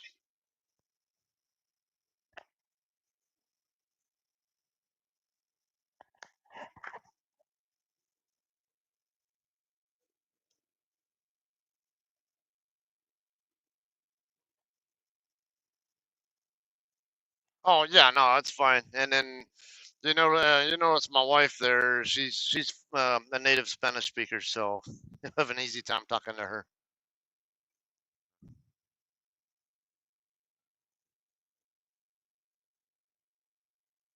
All right, sounds great. Thanks for tuning in and watching too. You bet, you too. Bye bye. Okay. Yeah, that's really cool seeing somebody who lives barely a mile or two down the road from us. Watching now. Okay, so talking to Federico there for a few. He's a 40-year veteran truck driver himself. He's retired and kind of getting itchy to get out of the house and do stuff. So I can't say I blame him. So, and yeah, I'm one of those busybody kind of guys myself. I'd have a hard time sitting at home all day, or not having something productive to do, I should say. So, yeah, great. It's great. All right. Let's see. Right. Okay, that is the empty lot. I had ice cream with Chloe. Oh yeah, speaking of with Chloe. Now earlier when I was still in San Diego, Dora had called me. Or actually, probably our daughter Chloe. Had actually called a video chat. Apparently, was getting her arm stuck to get. I guess it was to give blood or something. That's what it looked like. But I guess she was like freaking out, kind of like just panicking. And I'm like, I just had to tell her, you gotta calm down. It's like you're gonna make it even worse on yourself if you don't just calm down. If you have to relax your muscles and not even freak out about it. Just relax. Take it easy. You keep your muscles calm, and then when they stick to you, you'll hardly feel it. So next thing I know, they stick her, and I didn't see any kind of reaction out of her. And yeah, I know a couple times I saw her looking over toward them while they were, I guess, drawing the blood, whatever. But yeah, surprised she handled it really well. And then she didn't cry or anything. And then you know, once they were all done, you know, she was even like had a smile on her face and all that. So glad to see that went as well as it did. So good thing I was home. I mean, not home. Well, yeah, I guess home because this is my home, pretty much. But I wasn't driving. I was in the back and in a position where I could take the call and help out with that. Alright, El Jefe, I was just following along on Google Maps. I watch a lot of driving streams. Oh, okay. That makes sense then. Alright, so yeah, you're like Tara, and that's so it probably helps you a lot then when I call out an exit number or exits that I'm passing by or other landmarks and stuff, because I know sometimes on the stream you can't always read what the sign says. Maybe it's a little small, maybe you're on a mobile device, or maybe the resolution at the time that I'm going by it's not so good, and I know it's sometimes hard to read, so that's why I sometimes do that, because I know Tara likes to do that too, and if it was me, yeah, actually when I do watch other people's streams, like which I don't watch very many, I'll watch Scotty sometimes. Yeah, I'll have Google Maps pulled up on the side to keep track of where he's at, and yeah, I kind of do the same thing. So I think the last one he did, where he delivered up in Merced, up in his area, it was his home time load basically. I remember they were all thinking that he was going to get off the freeway at on I-5 at 3. I can't remember if it was 360 or 390 something, whatever, but then I got to thinking, oh wait, we all know Scotty. He loves his Del Taco burritos. And I happen to know that the Loves in Santanella at exit 407 has a Del Taco. So, yeah, and it's a good, you know, and it's not a bad place to stop for, you know, because he was basically trying to not go through the Chowchilla skills was ultimately what happened. So but anyway, I was following along on the map, and I could see what exits from the Wikipedia thing for I-5 where he was at, and then I was catching on like, oh, I bet you anything he's going to stop at Love's. Okay, kind of. He ended up parking his truck in the, I think it was the Wendy's parking lot, but then walked into Love's to go get his breakfast at Del Taco. So yeah, I'm kind of one of those little nerds like that too on the few occasions I do watch other people's streams. So I get that. Nora, damn, I forgot to get the map for Texas. Give him my number. Okay, yeah, you got his number. I'll get his number up there, dear. You can also text him on that. Tell him to text me so I can let him know when I'm coming. Now I have to go to BN. And he has the burrito belly to prove it. Haha. Yeah. Or no, you're talking about Scotty though, I'm sure. I got a little bit of a burrito belly, or more. No, I wouldn't say a burrito belly. I would call it a taco belly, especially from my wife's tacos. Look like I got a new subscriber, Rafael Gutierrez. Thank you for subscribing, Raf, if you're on here watching. So I guess I'm up to 530 at least, if not a little more, or 830. Sorry, 830. Because I was at 829 earlier, at least before I started driving, and then a couple of you told me I was still at 829 while I was still driving. So yeah, it's cool seeing the sub count going up like it is. Like I said, I'm not even concerned about it. You know, the more the merrier, I guess. But yeah, I'm not sure, so I'm not going to complain. But at the same time, I'm not the kind of guy who's going to get all upset if my sub count doesn't go up at all, and it just kind of stays with whatever regular faithful or regular viewership I do have. It's cool. I mean, I develop some rapport with people. Oh, 831 now. Okay, so someone else would also subscribe beside him. All right. Yeah, I think it's going to be about 15, 16 now for today alone, and then there were 14 yesterday. So, hey Tara, how you doing? Welcome back. Now I'm all checked in here. Just gotta wait for them to call me up and let me know to back into whatever door. I don't know how long I'm gonna end up being here before they call me. So, and there's no telling what time all these other guys' appointments are. When I was checking in, there was another guy there who I guess who came here at 1 o'clock this afternoon. But he went to go pick up a load at another shipper first, and then he was going to come back to here. But I guess they had called him to dock him in while he was still docked in at the other place. So the guy who was checking in right in front of me, I think he said he had a 2000 pickup time. I think he got the same thing there. You know, they'll give a call whenever they're ready. So.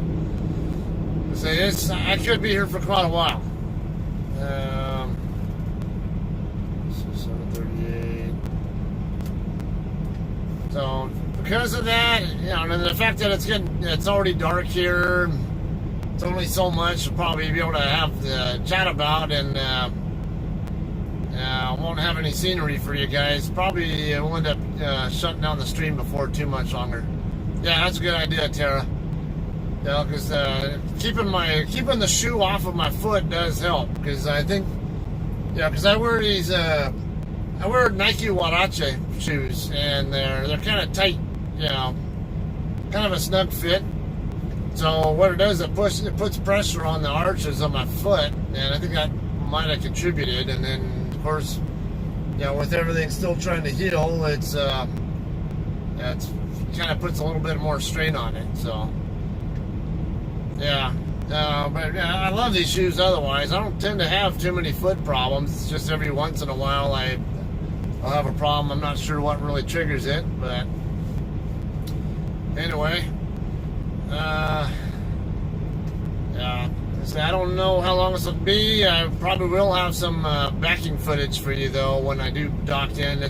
There's a ton of space over there to dock in with, though, so it's going to be a straight back procedure here, pretty much guaranteed. So, but I already have about 4 backing videos already saved on my tablet, and I think when I get another one more at least to put on there, which I might check my footage there, because I did do a blindside backing earlier this morning at the receiver over in Otay Mesa. So now, of course, blindside, my outside camera's on the opposite side of where you can actually see. So kind of hard to see too much, but kind of get an idea of what I was dealing with still. And I don't know, maybe go ahead and retrieve that data, and then maybe put another backing compilation video together and get that posted while I'm here or something. Who knows? So, all right. We'll let all you guys get going here, I guess. And to being later, I'm actually kind of surprised there's so many people on here watching right now, with it being dark and later. Because I noticed usually it tended to be more in later in the evening. It's the viewer numbers tend to go down. So this is cool seeing so many, a dozen people still on here. Vaya con Dios. Hey, hasta. Bye, everyone. All right. You guys all have a good night. And like I say, hopefully I get some that backing compilation posted tonight if I can. So, take care, guys.